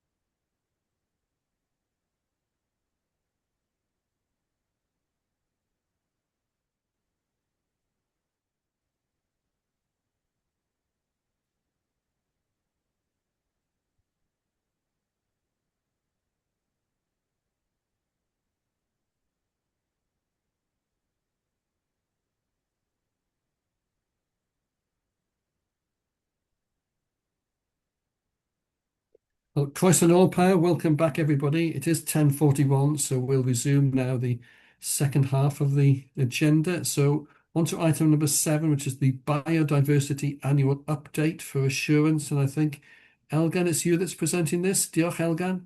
Bore da, diolch cadeirydd a bore da aelodau. Rwy'n falch o gyflwyno diweddariad hwn ar y cynnydd yn erbyn cynllun gweithredu bioamrywiaeth yr awdurdod ar gyfer y cyfnod 2025 i 2028. Cafodd y cynllun ei gymeradwyo gan yr awdurdod ym mis Hydref 2025. Pwrpas yr eitem heddiw i rhoi'r wybodaeth diweddaraf i aelodau am y cynnydd tuag at gyflawni amcanion y cynllun. A rhoi sicrwydd bod y gwasanaeth yn parhau i weithredu yn unol â'i ddyletswyddau statudol mewn perthynas â chynnal a gwella bioamrywiaeth. Dwi'n falch o gadarnhau bod cynnydd da wedi wneud yn ystod y cyfnod adrodd gyntaf.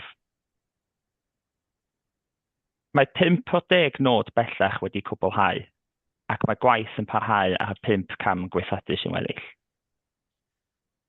Mae sawl carreg gweithio bwysig wedi chyflanwi fel o nodi ar yn adroddiad, ond hoffwn dynnu sylw at un neu ddau ohonynt heddiw. Mae hyfforddiant bioamrywiaeth wedi rhoi i dîm arweinyddol y gwasanaeth. Mae cynllun rheoli clefyd coed onen bellach mewn crym. A mae egwyddor gwelliant net bioamrywiaeth wedi mabwysiadu ar gyfer pob prosiect cyfalaf newydd. Yn ogystal ac am y polisi hyn, mae gwelliannau ymarferol i'w gweld ar draws y stad. Mae ardaloedd yn Rhyl a Llanfairfechan wedi troi yn ddolydd blodau gwyllt, a mae prosiect gwella bioamrywiaeth hefyd ar waith yn y Llangollen, Bae Colwyn a Bala. Mae nodweddion newydd wedi'w gosod gan gynnwys 48 o flychau nythu i wenoliad a blwch tyllianod yn y Bala. Cyn i mi gloi, hoffwn diolch i Tim a'r tîmau ar draws y gwasanaeth sydd wedi cyfrannu at y gwaith hyd yma. Diolch yn fawr. Diolch, Elgan. And can I echo the thanks to Tim Christensen, the Environment and Climate Change Manager, for his excellent work in relation to this area. At the actual benefits Hwb Owen workshop last week, I was talking to a senior member for Natural Resources Wales who was highly complimentary of the work that Tim is doing. So it's good to acknowledge that. Any questions or comments, please?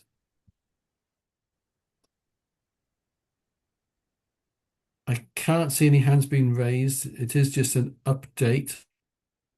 Can I have somebody to recommend that we accept the recommendation on the progress? Thank you, Gareth. Thank you, Charlie. Will you all show that you agree? Diolch yn fawr. So that's been passed. So we now move on to the next item on the agenda, which is back to you, Elgan, for the estate strategy report. Diolch. It is, diolch yn fawr. I'm pleased to present this report introducing the authority's estate strategy for 2026 to 2036. The purpose of today's report is to provide members with an overview of the strategy, which sets out a long-term framework for how we will manage, invest in, and modernise the services estate over the next 10 years. As members will be aware, our estate is one of the service's most important assets, which supports emergency response, training, and community engagement, to name just a few. The strategy has been developed following the most comprehensive condition survey undertaken in recent years, covering all of our properties. The finding confirms that while a significant proportion of our buildings remain in good condition, many require investment over the coming years. The strategy therefore provides a clear and evidence-based approach to allocate resources and ensure investment is directed to help deliver the greatest operational, safety, and organisational benefits. I'd like to highlight a few key aspects of the paper. Firstly, it confirms that the current distribution of fire stations across North Wales remains appropriate and continues to support effective emergency response. Building on the authority's decision to retain its existing network of fire stations following the ECR, the strategy focuses on maintaining, improving, and modernising the estate to ensure it remains fit for purpose and capable of supporting service delivery into the future. Secondly, the strategy places a strong emphasis on improving well-being, operational effectiveness, and firefighter health. This includes addressing contamination management, improving welfare facilities, and ensuring our buildings are inclusive and accessible for modern and diverse workforce. Thirdly, the strategy established a structured programme of investments with early priorities including Bangor, Gogledd, and Porthmadog Fire Station. Members will also note the long-standing facilities management SLA with North Wales Police will conclude in March 2027 by mutual agreement. This marks the end of a successful partnership that has delivered significant benefits to both organisations over many years. I would like to take this opportunity to recognise and thank our colleagues at North Wales Police for their professionalism, commitment, and support throughout the period. In addition, members will note the continued importance of the proposed Hope Owen Training and Development Centre, as we've heard earlier today from ACFO Evans, which remains the service's preferred long-term solution for training and infrastructure. To conclude and to summarise, this strategy provides a clear vision for a safe, inclusive, operational effective and environmentally responsible estate that is fit to support the service of the communities of North Wales for the next generation. Diolch yn fawr. Diolch yn fawr, Elgan. Perhaps I could start with the first question. The report says that around 32.6% of properties have a condition rating indicating urgent repairs or replacement works. So what we're saying is a third of the estate needs urgent repairs or replacement works. Is that something that we should be overly concerned about? How does that sort of correspond to other fire and rescue authorities?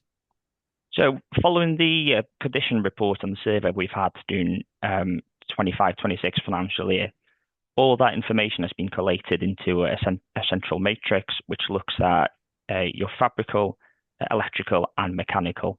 And it then gives a score to rate our properties based on 1 being good condition, 2 being adequate, and 3 requiring works. As part of budget setting, we've now got a clear process or plan in place to be able to address that backlog maintenance. And within the report, it identifies that approximately 3.5 million will be required. And there's a phasing in there as well. So you can, over the next financial year, we're indicating £1 million. The following financial year, £1 million, and then that backlog maintenance then reduces. So they're not urgent, critical from a health and safety well-being. It's to ensure that the property is maintained in a good condition for the future. Diolch. Just before I bring the chief, and the other part of my question is, I mean, are we an outlier in terms of having so many buildings that require urgent attention, or in fact, are we in a better place than other fire and rescue authorities? I don't know if you want to answer that, or if the chief wants to come in. I believe there's a national piece of work going on in terms of estates maintenance and backlog across the fire service in the whole of UK. I have not seen the outcome of that, but if there's something, I hope we'll be able to get some benchmarking information following that. Yeah, Chief, do you want to come in? Yes, Elgan is right. This is an issue that all fire and rescue services across the UK are experiencing. And I imagine Helen will come in to talk about one of the reasons is the fact that fire and rescue authorities do not have a capital allocation. I can't remember when the last time when it was taken away, but it was obviously over a decade ago. And that means that any maintenance, any improvements has been at the expense of the revenue budget, because we borrow the money and we then need to pay the interest on that. So this is actually a national issue.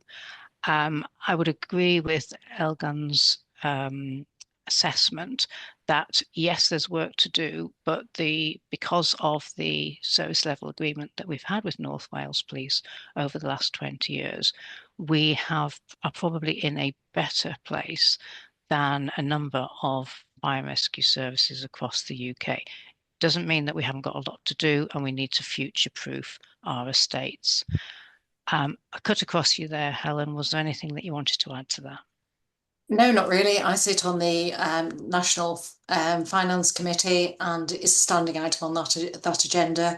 I think every fire and rescue service is in the same position, with an ageing estate, the need to modernise for contamination purposes, and lack of capital funding. So I know a huge amount of work is being done, and we're definitely part of that. But we're currently not an outlier. But it doesn't mean that it's still an uncomfortable position to be. But I think what the estate strategy will now do is provide a framework against which we allocate funds to make sure that in terms of deriving that value for the money that we spend, we can have that absolute confidence that we're putting it into the right place. Thank you. Yeah. Any other questions or comments from members? Can't see any hands being raised, so the recommendation is that we endorse the 10-year strategy that has been presented to us. Can I have a proposer, please? Thank you, Charlie. Seconder. Thank you, Mark. Will you all show that you're in agreement? Diolch yn fawr. So we move on to the next item on the agenda, which is the Welsh Language Annual Report for 2025-26, and it's good to have Natalie Jones with us. Natalie, are you presenting this report? Diolch yn fawr. Yndw, diolch. Bore da pawb, a diolch cadeirydd. Diolch yn fawr iawn i chi gyd am y cyfle i gyflwyno'r adroddiad yma eto blwyddyn yma. Yr adroddiad monitro blynyddol ar safon yr iaith Gymraeg. Felly mae'r adroddiad yn rhaid amlinelliad o sut mae'r gwasanaeth wedi cydymffurfio efo'r safona, ac hefyd yn sôn am sut da ni wedi monitro, hyrwyddo a datblygu'r Gymraeg o fewn y gwasanaeth. Felly na i dynnu sylw at amball i pethau sy'n sefyll allan. Felly mae'r galw am wasanaethau Cymraeg wedi cynyddu. Os welwch chi ar dudalen 7 yn yr adroddiad ei hun, da ni wedi bod yn edrych ar galwadau sy'n dŵad i fewn i'r ystafell rheoli, a mae hein wedi cynyddu bob blwyddyn. Mae wedi gostwng chydig eleni, ond fe welwch chi yn y flwyddyn 2020 oedd na 504 o alwadau Cymraeg, a mae hyn wedi cynyddu i 1,364 eleni, oedd ychydig bach yn uwch llynedd. Felly, be mae hwn yn dangos, bod yna gynnydd o dros 150% dros y 5 mlynedd, a mae hwn mewn ffordd yn adlewyrchu llwyddiant y gwaith mae'r staff yn y stafell rheoli yn ei wneud, a bod ni'n wneud fel gwasanaeth. Mae defnydd y Gymraeg o fewn yr adran atal hefyd yn parhau i fod yn gry. Cyflawni cyfanswm o 1,927 o archwiliadau diogeleg ag iach mewn aelwydydd lle oedden nhw wedi cofnodi mae'r Gymraeg oedd yr iaith oedd yn cael ei ffefrio.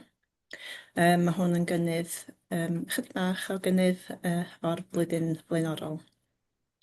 Hefyd ar hynny, da ni wedi gwneud gwelliannau i'r system cofnodi hefyd. Y nod hyn ydy cryfhau ansawdd y data.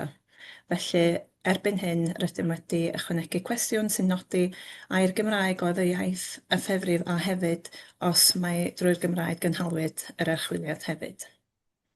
Yn symud ymlaen, nododd bod 90.9% o staff efo sgiliau Cymraeg sy'n lefel 1 neu uwch, a wedyn pan da ni'n edrych ar lefel 4 a 5 sy'n staff rhugl, mae hwnna'n codi i 40.4%. A mae hyn hefyd yn uwch na'r flwyddyn blaenorol. Ni chafwyd unrhyw gwynion ffurfiol dros y flwyddyn diweddaraf sy'n reit positif i ni, a hefyd cynhaliwyd amrywiaeth o fentra.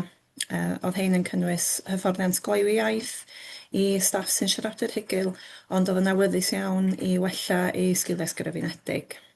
Da ni hefyd yn cynnal sesiynau plant a sgwrs bob mis, ac hefyd gawsom 2 sesiwn o tanio sgwrs eleni, a gafon ni tua 40 aelod o staff yn mynychu. Os wna i symud ymlaen at cyfleoedd ar gyfer y dyfodol, fyddan ni'n edrych ar cyfleoedd dysgu Cymraeg ar gyfer staff llawn amser ag ar alwad, fel bod hyn yn sicrhau mynediad teg at y cyfleoedd yma. Fyddan ni'n parhau ehangu mentra mewnol sy'n meithrin hyder ac yn annog y defnydd y Gymraeg o ddydd i ddydd. Ac hefyd, da ni yn edrych ar datblygu mwy o weithgaredda hyrwyddo'r Gymraeg allanol i ni gael gynnwys digwyddiadau ymgysylltu yn y gorsafau tân mwyn annog y cyhoedd i ddefnyddio mwy o Gymraeg pan maen nhw'n gysylltu efo ni. A felly, dyna ni am yr adroddiad, ac mae yna argymhelliad hefyd i gymrydwy'r adroddiad. Diolch yn fawr. Diolch yn fawr iawn, Natalie. Mae'n adroddiad positif iawn yn dangos lot o cynnydd mewn meysydd gwahanol sydd yn braf i weld. Cynghorydd Gwynfor Owen. Diolch yn fawr, Mr Cadeirydd, a diolch i Natalie am yr adroddiad. Mae'n adroddiad calonogol ac yn dyst i faint o bwysig ydy cael strategaeth yma. Yn hyfryd clywed bod y nifer o bobl sydd yn cysylltu trwy'r gyfrwng Gymraeg wedi codi o 150%. Mae hynny jyst yn profi mae bobl eisiau cysylltu yn Gymraeg. Ddim jyst rhywbeth ar bapur, mae bobl wirioneddol eisiau cysylltu yn Gymraeg, ac mae o yn dystiolaeth pur o hynny, ac heblaw am y strategaeth yma fysa hynny ddim wedi digwydd. Felly diolch yn fawr i bawb sydd yn hwm ar beth, ac edrych ymlaen i weld mwy o gynnydd eto. Diolch yn fawr. Diolch Gwynfor. Cynghorydd Austin Roberts. Austin? Diolch yn fawr. Ga i ddechrau ymddihiro am fod yn hwyr i'r cyfarfod, ond o'n i'n cael traffath efo logiau fewn ac yn y blaen. Mae'r adroddiad yma i'w ganmol. Mae'r cynnydd o'r defnydd o'r iaith yn yr awdurdod ganmol hefyd. A ga i hefyd jyst deud sylw, Fys i ar Ynys Môn i'r Steddfod yr Urdd, ac un o'r pobl welais i o gwmpas y maes oedd prif weithredwr Dawn Dix, ac o'n i'n hynod o falch i gweld ti yna, ac oedd hi'n edrych fel bod ti'n mwynhau. Hefyd ar yr un nodyn, hoffwn i ddeud, ers dwi wedi bod yn aelod o'r awdurdod yma, mae rhaid mi ddeud, mae'r agwedd y prif swyddogion i gyd tuag at yr iaith wedi bod yn ganmoliadwy ofnadwy. A mae'n diolch i'r pobl hynny. Mae cwbl sgyneddi. Ac hoffwn i gynnig bod ni yn mynd gyda'r argymhelliad. Diolch yn fawr. Diolch yn fawr am eich sylwadau, Austin. Cynghorydd Owen Roberts? Ia, dwi'n ategu be mae Austin a Gwynfor wedi dweud yn Llangyfarch ar adroddiad yma. Mae'r beth sy'n blaenau ni heddiw yn ganologol dros ben, a gweld y cynnydd yn yr galwadau'r Gymraeg wedi codi o 504 i 1546. Mae hwnna'n ganologol dros ben. Ac a gweld hefyd, fel ydodd Cynghorydd Austin o hwnna, yr gwasanaeth yn maes Steddfod yr Urdd eisiau ar y stondin, wel, ddipyn o weithiau deud wir, a gweld y Gymraeg yn cael ei arwyddo o fewn y gwasanaeth, mi oedd hwnnw'n ganologol dros ben. Yn beth sy'n gofyn i Natalie di, faint o bobl, gweithwyr sydd yn dysgu'r Gymraeg o fewn y gwasanaeth? Os ag 1, 2, 300, os a ryw beth ar hwnna, Natalie, faint sy'n dysgu'r Gymraeg? Na i ddod i fewn ar hynna. Sgynna fi ddim ffigur penodol, achos mewn ffordd gan bod gynna ni rhyw sail o lefel 2, da ni'n dweud os di neb wedi cyrraedd lefel 2, maen nhw dal yn ddysgwyr neu yn siaradwyr newydd y Gymraeg, a mae pawb ar continiwm dysgu eu hunan, ond mae gennym ni staff sydd yn ymrwymo at yr tanysgrifiad dysgu Cymraeg drwy app, ac mae yna lond llaw o heina bob blwyddyn yn cymryd 12 mis allan i ddysgu, a hefyd y cyrsiau Cymraeg mae'r staff yn ei fynychu. Dim ond un cwrs gafon ni llynadd, ond eleni fydd na 2 gwrs gan bod na fwy o gyfleoedd i staff sydd yn staff weithredol sydd ar alwad neu yn rhai sy'n gweithio llawn amser. Yn y gorffennol mae wedi bod yn anodd iddyn nhw fynychu cyrsiau Cymraeg, ond da ni wedi trio i wneud yn haws iddyn nhw, felly dwi'n rhagweld fydd yr niferoedd yn uwch erbyn yr adroddiad nesaf. Diolch yn fawr iawn. Llongyfarchiadau unwaith eto, a dalwch ati i wneud y gwaith anhygoel mae ydych chi'n gwneud. Da iawn chi.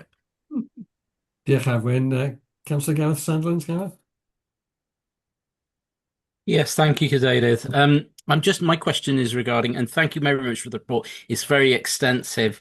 I want to know what you're doing with Welsh organisations, particularly Mentoriaeth, Irgotbai Cymru, Merched y Wawr, and other organisations to embed it. So it's not just a one-off turning up to the earth.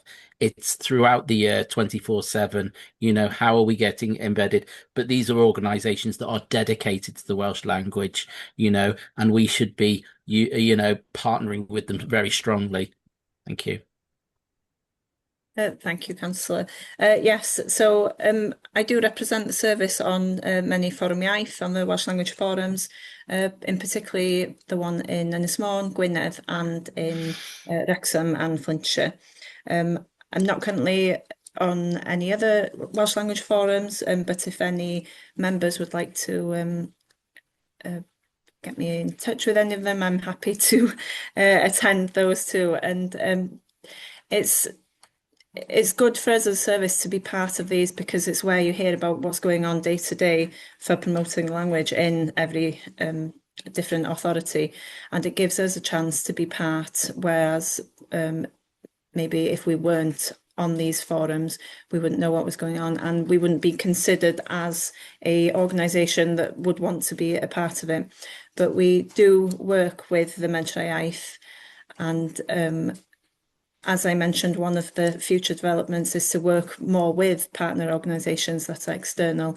We will be holding, it's currently just planned for Ynys Môn. We will be holding a sort of an open day in the station there, and we'll be working with Mudiad Meithrin, Mentoriaeth, and other partner organisations as well.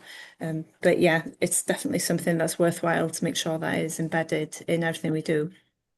Thank you, Natalie. It's really good. When dealing with recruitment of new volunteers, particularly our retained volunteers, we need to be addressing Welsh language first base, young people, and that is, I think, to see that there is a future for speaking in Welsh in the language, and then they can go forward in a career basis. So recruitment is a really important thing with the young people. So thank you.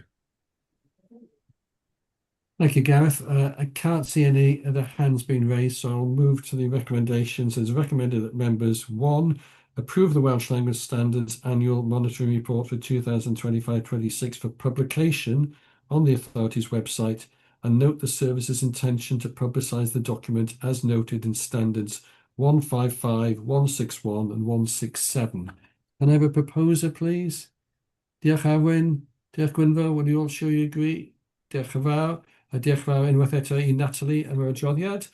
So we'll move forward to the next item on the agenda, which is the Equality, Diversity and Inclusion Performance Assessment Progress Report for 2025-26. And it's the Chief, I think, that's presenting this. Thank you, Chief. Diolch yn fawr. Following on from our annual report against the Welsh language standards, this is our annual report for 25-26, which shows the progress against our 5-year equality, diversity and inclusion strategy. I think it really gives a demonstration again about all that we are involved in, and just how broad the activities are around inclusion. This report was taken to the executive panel, and I just have one correction to the covering paper, where at paragraph 10 it talks about our improvement against the mean gender pay gap, and we are improving, so that's good news. But the improvement is not quite as good as the covering paper. The figure that is correct, and it's in the actual report itself, is that it's improved from 8.29% to 7.32%. And that's pleasing to see because it is well below the current UK average, which is at 13%. So the report sets out what we have done through this year against the 4 themes. And also at the end of the report, we look ahead to 26-27, where we intend to complete a review that we're doing into equality impact assessment practices. We are going to build on work that we've done in the past by introducing leadership training on neurodiversity and reasonable adjustments.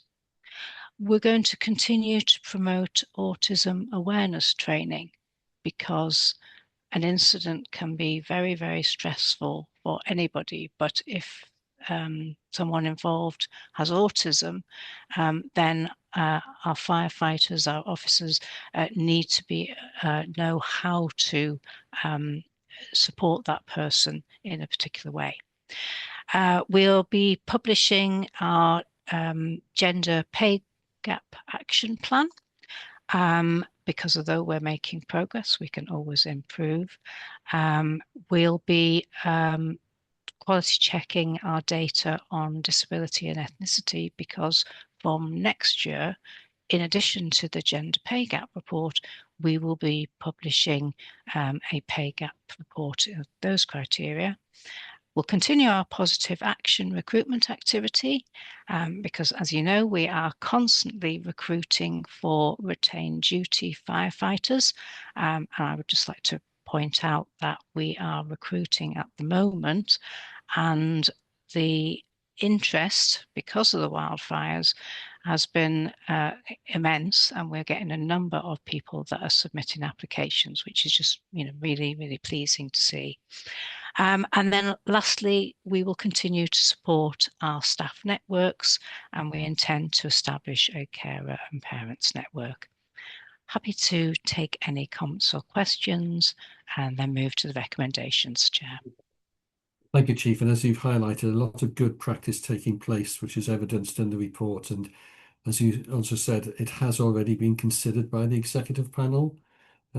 Any comments or questions for the Chief? I can't see any hands being raised. So in that case, we'll move to the recommendation, which is that we approve the publication of the annual EDI report for 2025-26 on the services website. Can I have somebody to propose, please? Thank you, Charlie. Thank you, Gareth. Will you all show that you agree? Diolch yn fawr. So we move on to item number 11, which is the pensions arrangements for approval report from ACFO MacArthur. Diolch, Helen. Diolch yn fawr. I'm pleased to present an update on the work that we're undertaking to consider the future arrangements for the governance and management of the Firefighters Pension Scheme. This item comes to members following consideration by the local pension board earlier this month, and the focus on the paper is on how we can strengthen the way pension functions across Wales. This is in direct response to the growing complexity and the pressures within the systems. The members of the local pension board endorsed the paper, noting the principle of improvement whilst retaining local accountability and engagement.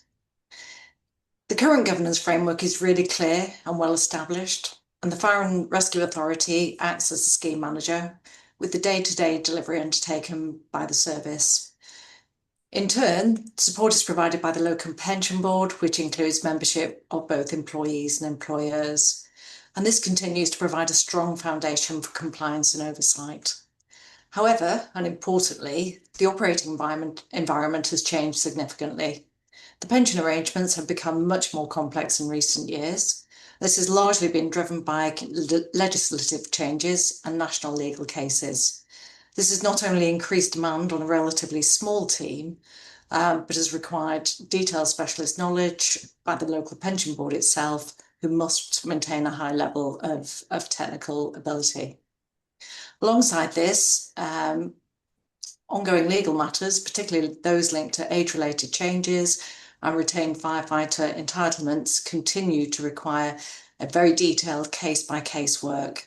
This has added to workload pressures and increased the need for specialist expertise and also a consistent approach, not only across the service, but with it across Wales.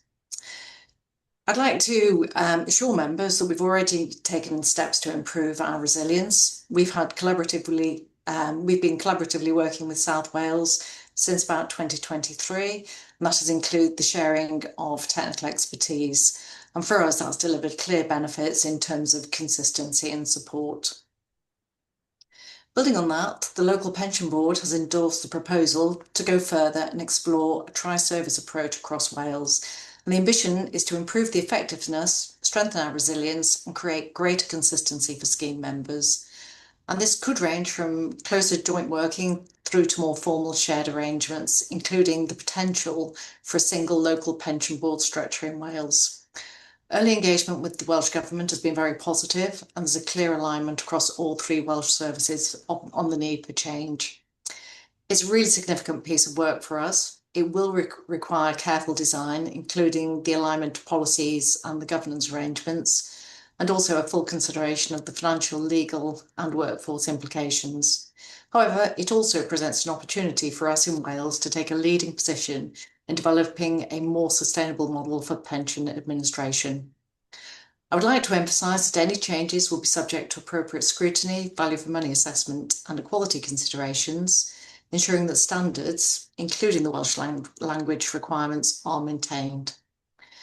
Today, you're being asked to support the local pension board's endorsement of this direction of travel and to approve the establishment of a work stream to consider this further. Thank you, Chair, and I'm happy to take any queries or questions. Thank you. Questions or comments in relation to the report? Dafydd, bore da. Diolch. Bore da, cadeirydd. Llongyfarchiadau i chi ar is cadeirydd eraill am gael eich ail ethol. Jyst i gadarnhau, o'n i yn yr cyfarfod arbennig o'r bwrdd pensiwn ar ei ystyried hyn, ac gafodd y cynllun i egluro'n 10 i'r aelodau, gafodd o gefnogaeth enfrydol, dwi'n meddwl, yn yr bwrdd pensiwn lleol Gogledd Cymru. Dwi'n meddwl bod oedden ni yn efo rywfaint o bryder bod cydweithio ddim bob tro yn gweithredu'n effeithiol, a rydyn ni sôn am rei enghreifftiau eraill lle mae cydweithio heb fod yn bydd pawb lle. Ond beth sydd yma ydi cynllun i drio edrych i gydweithio draws Cymru mwyn sicrhau gwell gwydnwch a bod yn fwy cynaladwy, ond peidio wneud unrhyw benderfyniad ar y pwynt yma, cynllunio ac ymchwilio ar hyn o bryd, ac edrych i amddiffyn cyflogaeth a gwasanaeth lleol yn rhan o'r cynllun. Ac efo'r un bwrdd i Gymru, dwi'n meddwl bod hynny yn synhwyrol. Dwi'n meddwl cyn dod i fewn i'r gwasanaeth tân, swn i ddim wedi disgwyl un bwrdd i un cyflogwr. Bydda un bwrdd ar draws Cymru yn sicrhau mwy o arbenigedd, mae'n debyg, ac yn unol ar disgwyl, swn i wedi meddwl wrth gael dalen lan, ac hefyd yn cyd-destun y newidiadau i'r dyfodol, mae'n gwneud synnwyr cyffredin hefyd. Wedyn, dwi'n cefnogi'r argymhellion ac yn awgrymu i chi wneud hynny, ac dwi'n siŵr fydd Helen dod nôl yn ystod y flwyddyn efo diweddariad ar hyn. Diolch yn fawr iawn, Dafydd, am y diweddariad ac hefyd am eich sylwadau. I don't see any other hands being raised, so we'll move to the recommendation, which is members are asked to approve the local pension board endorsement of the proposal to establish a tri-service work stream for collaboration across Wales to consider opportunities to improve effectiveness and resilience of pension functions. Can I have a proposer, please? Diolch, John Brynmore. Seconder. Diolch. And if you all show that you agree, diolch yn fawr, that's been passed. So we move on to item 12, which is the Social Partnership Duty Report for 2026-27, which is for approval. I think it's CFO Anthony Jones who's presenting this. Diolch, Ant. Diolch, thank you. This report is presented to members to seek approval for the submission of the annual Social Partnership Duty report to the Social Partnership Council for scrutiny, and also for us to subsequently publicise it on our website.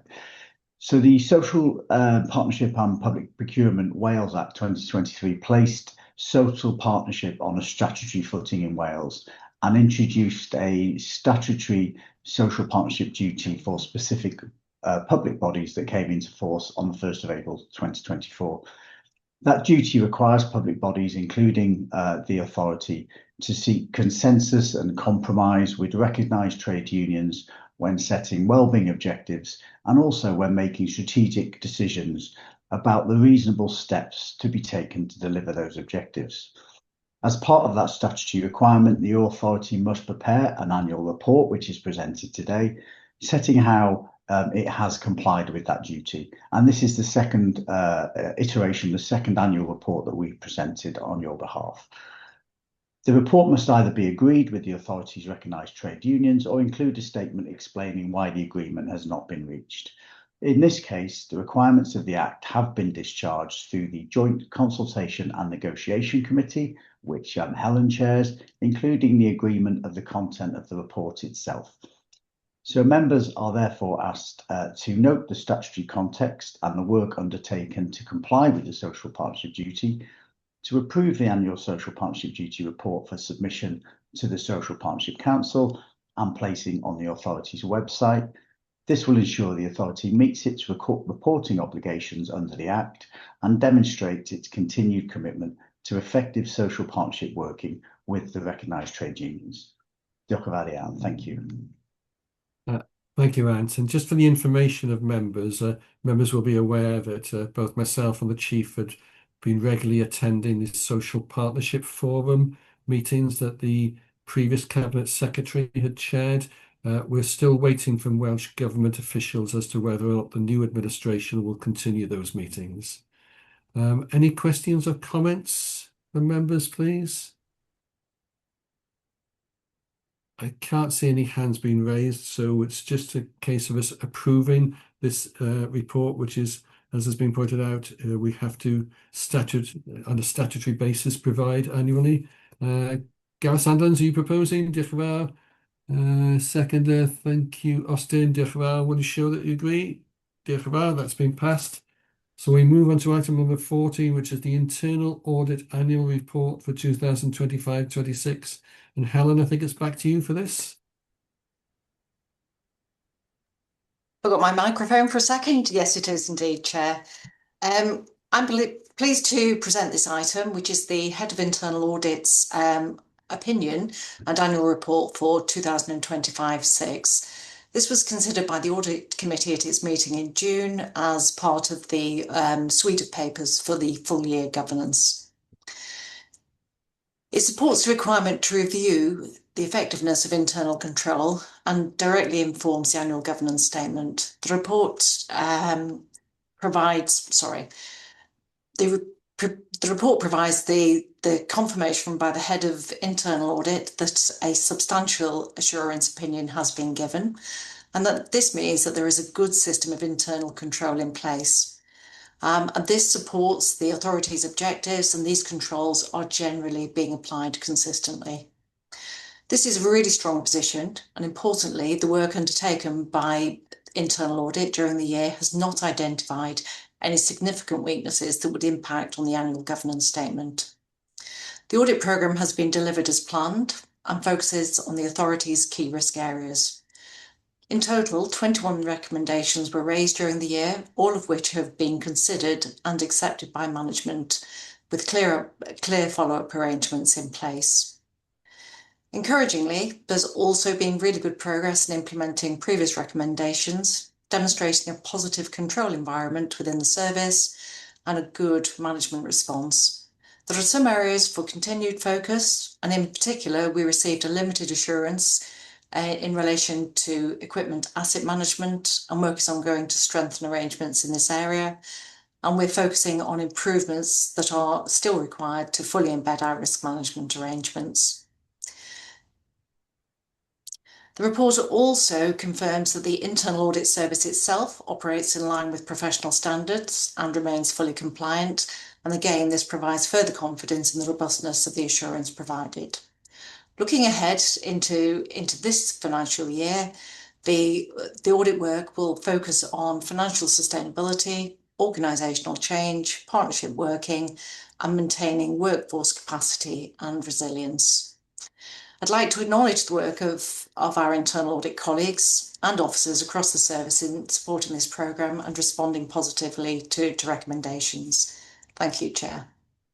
Thank you, Helen, and apologies to members. I noticed that I've jumped item number 13, which we'll go back to next after we've concluded with this item. And as you say, this has been considered already by the Audit Committee. Any comments or questions for Helen, please?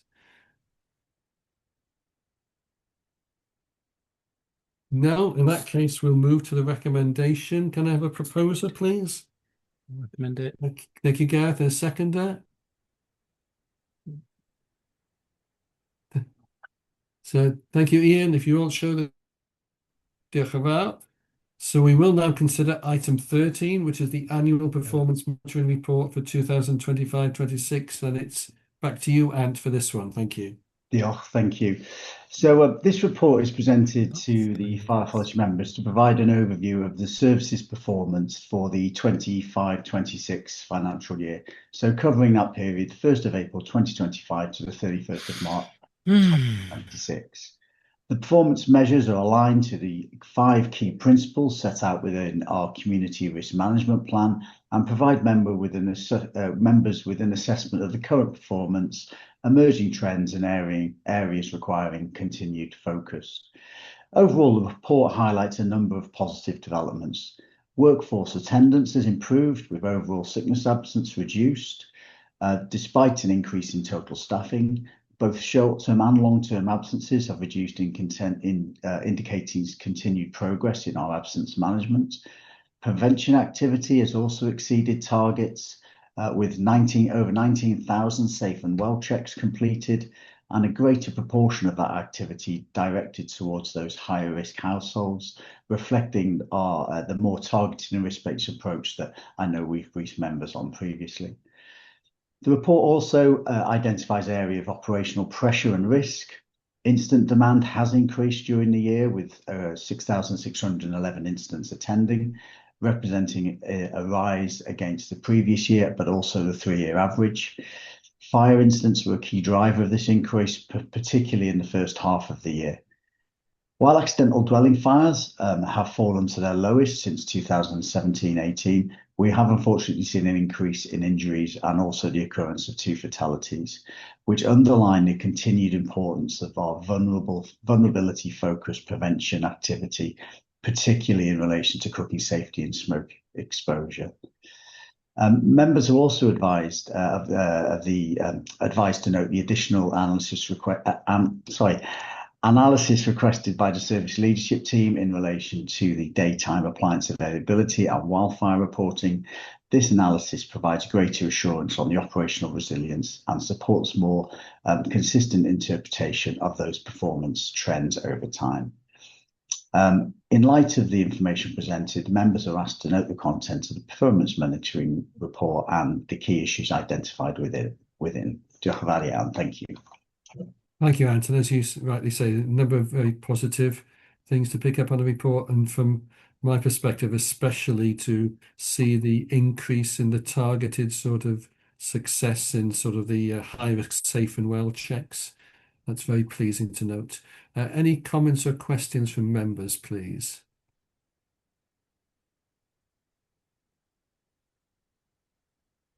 Councillor Ian Hodge. Ian? Thanks, Chair.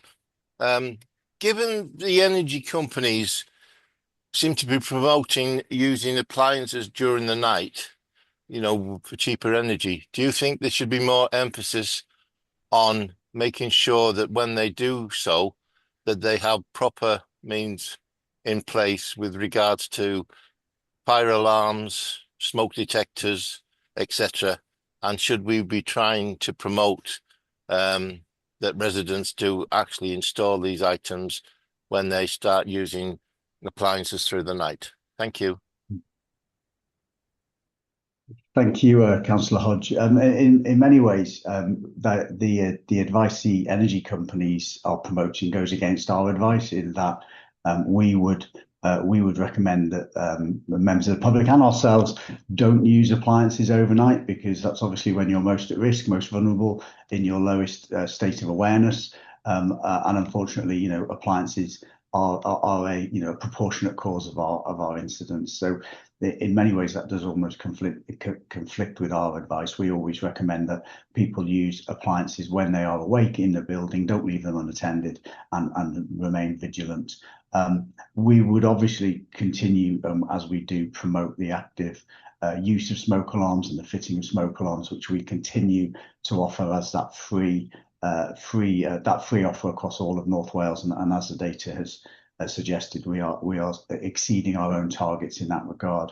But yeah, we would continue to support the fitting of smoke alarms and the practices we support, which is relation to not leaving appliances unattended, whether that's during the day or certainly when you're most vulnerable at night.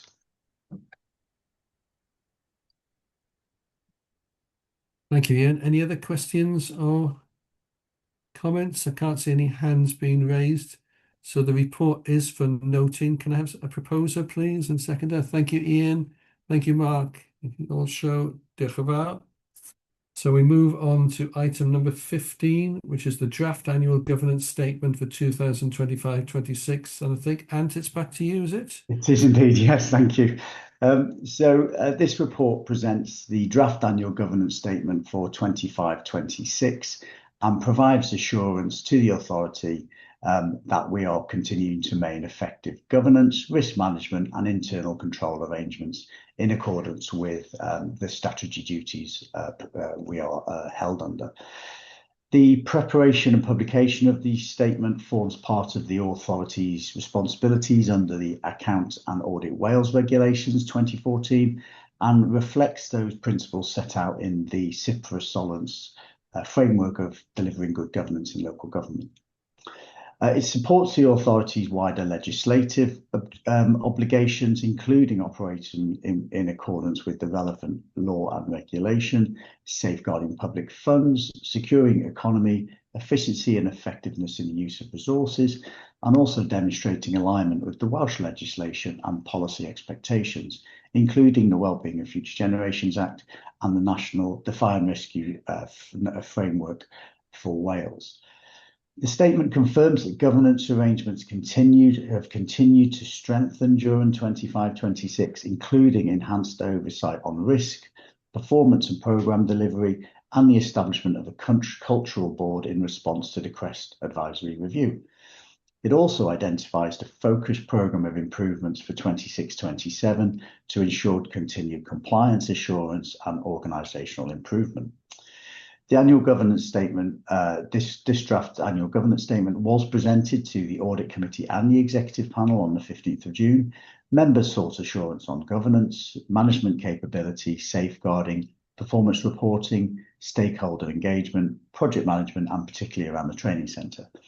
So members are therefore asked to note the contents of the annual governance statement for 25-26 and approve its submission to Audit Wales in line with our statutory requirements. Diolch yn fawr iawn. Thank you. Thank you, Ant. Any questions or comments, please?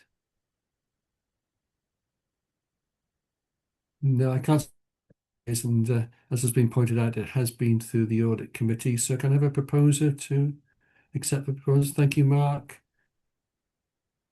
Thank you, Ian. Will you all show that you're in agreement, please? Thank you very much. Diolch yn fawr. So we move on to the next item of agenda, which is the final annual statement of accounts for 2025-26. And I think, Elgan, is it back to yourself? Good morning, Chair. I'm going to pick this one up if I may. Yeah, that's fine. Thank you, Helen. Thank you. It's the annual statement of accounts for 2025-26. And this, again, is a key stage in the authority's governance cycle. And these are required to comply with the account and audit regulations. It brings together, or the document in the pack today brings together our financial performance and position for the year and links directly to the annual governance statement that you've just received. Members will also recall that the draft accounts were presented to the Audit Committee for scrutiny and endorsed by the Executive Panel during the meetings of the 15th of June. Although the audit is not yet fully concluded, it is progressing well, and to date, the position remains stable and consistent with the version issued in your pack. I'm really pleased to confirm that there are no material issues identified to date that would necessitate the change of the overall financial position and performance presented previously to members. We continue to demonstrate strong financial management, identifying a small surplus of £121,000 for the year. We have usable reserves that have increased to 11.8 million, and they provide resilience against future pressures and indeed should we experience higher than anticipated activity during the year. We've also maintained a sound and stable financial position despite ongoing cost pressures. The audit work completed so far has resulted in only minor presentational adjustments and a small uncorrected item, none of which are material or impact the overall position. Subject to the completion of the remaining audit procedures, the expectation remains that an unqualified opinion will be issued. However, this will be formally confirmed once all audit work is fully complete. I'd like to thank Audit Wales colleagues and the Finance Department for their continued work in progressing the audit to this stage. In closing, members are being asked to note the current position, recognising that the work is still ongoing, and confirm the delegation of the final approved statement of accounts to the Executive Panel at its meeting in September. Thank you, Chair. Thank you, Helen. Any comments or questions from members, please? Dafydd, diolch. Just cadarnhau, dealltwriaeth fi o sefyllfa ydy bod mae'r datganiadau drafft wedi bod i'r Pwyllgor Archwilio sydd wedi nodi nhw. Oedden nhw'n ddrafft ar hynny amser, ond mae'r archwiliad i bob pwrpas wedi gwblhau, a does na ddim newid arwyddocaol i'r ffigyrau. Di Archwilio Cymru heb orffan i gwaith i gyrraedd rhoi certificate i ni. Wedyn, da ni ddim mewn sefyllfa i ofyn i chi gymeradwyo heddiw. Mae hwnnw yn ddyletswydd i'r awdurdod ac yn yr achlysur yma i sbario i hyn fynd ymlaen am fis ychwanegol yn yr Hydref. Dwi'n cefnogi argymelliad Helen i'r awdurdod i'r prio'r grym i'r Pwyllgor Archwilio gymeradwyo'r fersiwn derfynol a derbyn adroddiad Archwilio Cymru yn mis Medi. Champion. Diolch yn fawr, Dafydd. Any other questions or comments? No, I can't see any hands being raised, so can I have somebody to propose that we accept the recommendations in that case? Diolch, John Brynmore. Thank you, Jeff, if you all show your agreement. Diolch. So we move on to item number 17, which I think is back to you, Helen, then. Treasury Management Update for 2025-26. That's back to me. We've had a bit of a change. Apologies, Jay. I'll take this one. No problem. Diolch, Elgan. Diolch yn fawr. Mae'r adroddiad hwn yn rhan bwysig o'n trefniadau llywodraethu ac mae rhoi sicrwydd i aelodau fod yn gweithgarwch, byntyca a busoddi wedi rheoli yn unol â chwr SIPFA a strategaeth rheoli trysorolus ac ymwybyddiwyd gan yr awdurdod ym mis Ebrill 2025. Mae'r adroddiad eisoes wedi cael ei ystyried a'i graffu gan y Pwyllgor Archwilio ar 15 o Fehefin ac fe gafodd y Pwyllgor sicrwydd bod y holl weithgareddau wedi chydymffurfio a dagonsyddion dabodus. Mae'r adroddiad felly yma heddiw mwyn i'r awdurdod ei gymrydwyo. Rwy'n falch o gadarnhau bod y holl weithgaredd rheoli trysorlus wedi aros o fewn y terfynau a benwyd, ac ni fydd unrhyw fethiannau gan sefydliadau ariannol lle oedd yr awdurdod wedi buddsoddi. Ar diwedd y flwyddyn, roedd bensicr awdurdod yn 15.8 miliwn, sydd yn is na'r flwyddyn flaenorol, ac mae'n bensicr net yn parhau yn is yn anen cyfalaf. Mae hyn yn danos ein bod yn parhau i ddilyn dull gofalus a darbodus o ariannu buddsoddiadau cyfalaf. Bod yr amgylchedd economaidd wedi parhau'n ansicr, mae'r portffolio wedi rheoli'n sefydlog drwy'r flwyddyn gyda chymorth gan Inclws. Wrth edrych ymlaen, bydd angen bensicr pellach i gefnogi'r rhaglen gyfalaf, a byddwn yn parhau i fonitrau costau ariannu a farchnad yn ofalus. Felly i gloi, mae'r adroddiad hwn yn rhoi sicrwydd bod y gweithgareddau rheoli trysorlus wedi cynnal yn briodol ac yn unol â strategaeth a gofynion. Diolch. Diolch yn fawr, Elgan. Any questions or comments, please?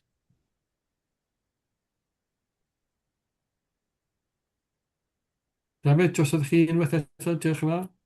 Ie, gweld bod aelodau'n ddistaw ar hon, a maen nhw fel arfer yn ddistaw ar hwn, dyda.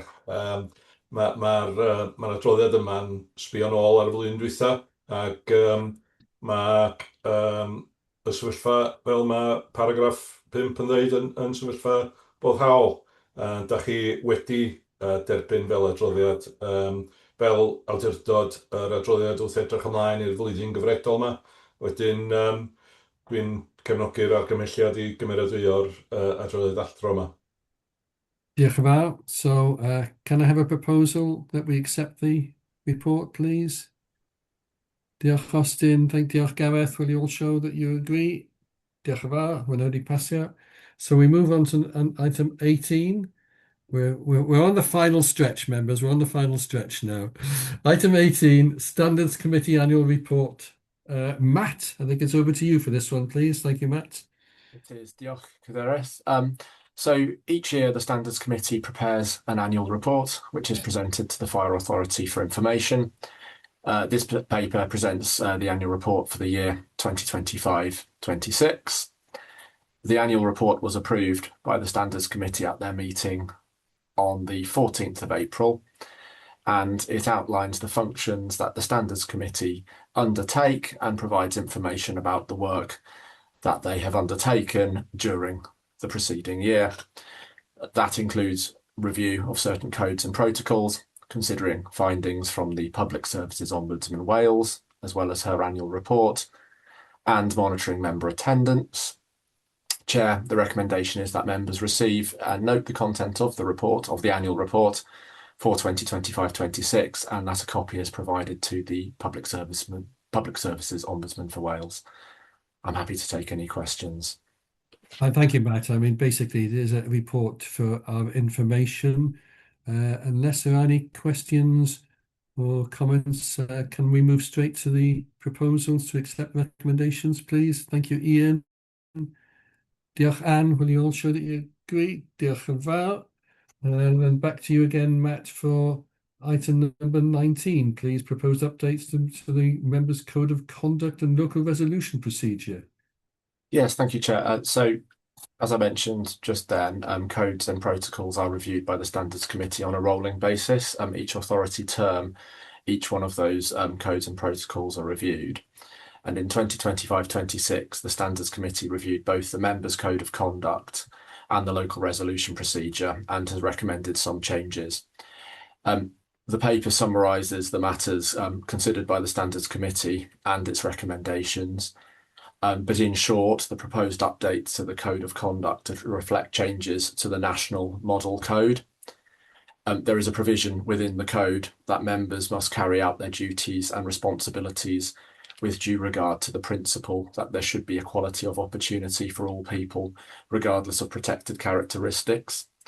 Previously, the Model Code included a list of specific protected characteristics, whereas it now incorporates the protected characteristics as defined within the Equality Act 2010, as well as social economic circumstances.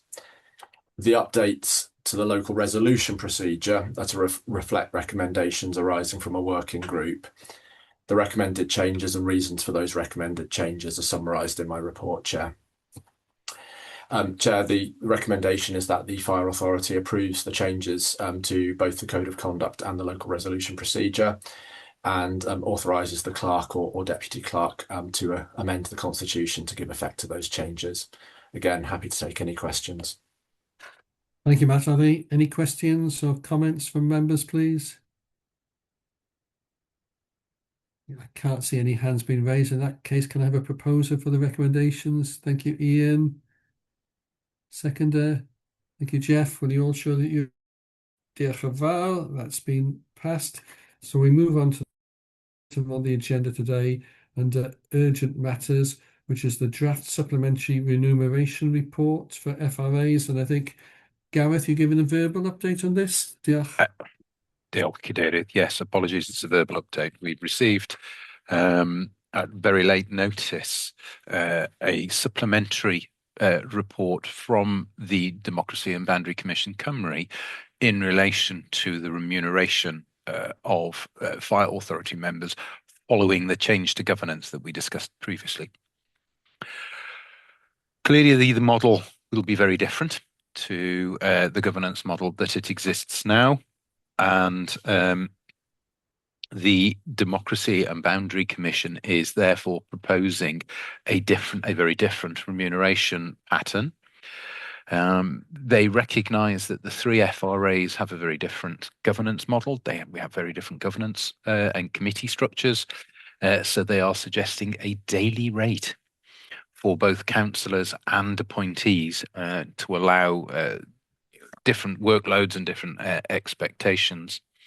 They've based their daily rate using the Welsh Government model for assessing the size and complexity of organisations, which take account of budget and staffing and the complexity of the functions that they deliver, which is the model that they use for appointing, for deciding the rates of pay for independent members of standards committees, for example. They are proposing rates that vary between £292 for an ordinary member up to £348 for the chair of the Fire Authority, which incidentally is broadly the same as the Scottish FRA. I think the thing to note about the suggestions is, or one of the downsides of the suggestions is that it's going to require a lot more paperwork, or it will require us as a fire and rescue authority to develop some conventions around how we work out what people are paid for meetings and attendance at the different functions that they undertake. There is a deadline for response. Having discussed the issue briefly with the Chief and the Section 151 officer chair, we believe a response is required. And we'd seek delegated authority for the Chief, for the Section 151 officer, and myself as clerk, in consultation with yourself, to send that response. And having done that, we then circulate that response round to the members of the authority. I appreciate, Chair, that's a fairly brief run through of a paper that you haven't seen, but I'm happy to take any questions. Thank you, Gareth. Just before I throw it out for questions from members, I mean, first of all, I would suggest that all members have sight of the report and can feed back in response. And then what strikes me is a couple of things. Are we saying that sort of cabinet members will get an additional allowance based on the daily rate for attending FRA meetings? That would be one question, which to me doesn't seem to make sense. And the second one would be for the members that are appointed as additional members. So if they, I can understand the daily rate if they're attending meetings, but what if they're going to visit fire stations and just getting out and about on the front line? Are they also claiming daily rate for that? I don't know if you can answer either of those questions. Diolch. So I can, and yes, Chair, they are proposing an additional rate for cabinet members. Now, they for CJCs, for example, this is also a body formed from cabinet members. They don't currently receive additional payment for their duties, but I think the feeling is that CJCs exercise functions that are broadly the same as the constituent councils, whereas, of course, the Fire and Rescue Authority is a very different organisation with very different functions to the constituent councils. So, yes, this is a suggestion, and it's a marked difference from where we are at present. It is a suggestion that every member of the Fire Authority, whether they be a cabinet member from a constituent council or a person appointed by Welsh Government, would receive the daily rate. The question you've asked in relation to visits, yes, at the moment so attendance at the paper indicates that attendance at training, they would get time for preparation prior to meetings as well as part of the quotes daily rate, and that's where some of those conventions or our own internal determinations might need to apply. Because otherwise there's the potential for expenses to be submitted for a wide range of functions where some might be perceived to justify or warrant the claim for expenses and some might not. I'm very conscious about public perception and indeed the perception of others around that sensitivity, Chair. Thank you, Gareth. It does sound as if there's going to be administrative difficulties with the system proposed, but that's just my personal opinion. Any questions or comments from members in relation to what they've heard, please? Thank you, Anthony. So prepping for a meeting in a pub, for example, would not be acceptable.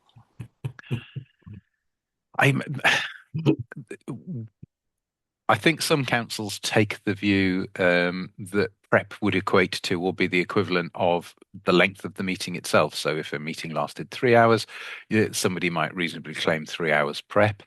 I mean, the irony with that, of course, is that the more prep you do, sometimes the shorter the meeting. And people might take considerably longer to prepare something for something like the statement of accounts. It'd take a lot of reading. But actually, having done the reading, you might decide you have no questions because Elgan and the others and ACFO MacArthur have presented all the information so wonderfully that no questions need to be asked. But it could still take a lot of preparation and then have a very short meeting afterwards. So, yeah, it's a difficult one, Chair. Yeah, thank you, Councillor Gareth Jones. Gareth? Yeah, I was just thinking actually that if the role of being on the Fire and Rescue Authority board was part and parcel of a cabinet member's role, then it should be incorporated within the pay scale of the cabinet member, and that would just make life so much easier and so much more straightforward when it comes down to it, because a lot of cabinet positions take up an awful lot of time. So this role would have to actually be built into that time allocation. Katina, I agree. Any other comments or questions? I can't see any other hands being raised, so it's just basically to draw attention to what is in the pipeline at the moment, then, Gareth? And to ask for that delegation, Chair, that the three named officers and yourself, in consultation with yourself, prepare the response. Okay, thank you. I'd need a proposal for that. Yeah, thank you, Gareth. Thank you, Ian. Will you all show that in agreement? Diolch yn fawr. That concludes today's short meeting. Thank you very much, everybody, for your attendance and your contributions. Diolch yn fawr iawn I chi. Diolch yn fawr, thank you. Diolch yn fawr iawn. Ta-ra. Diolch yn fawr, Dylan. Diolch, David.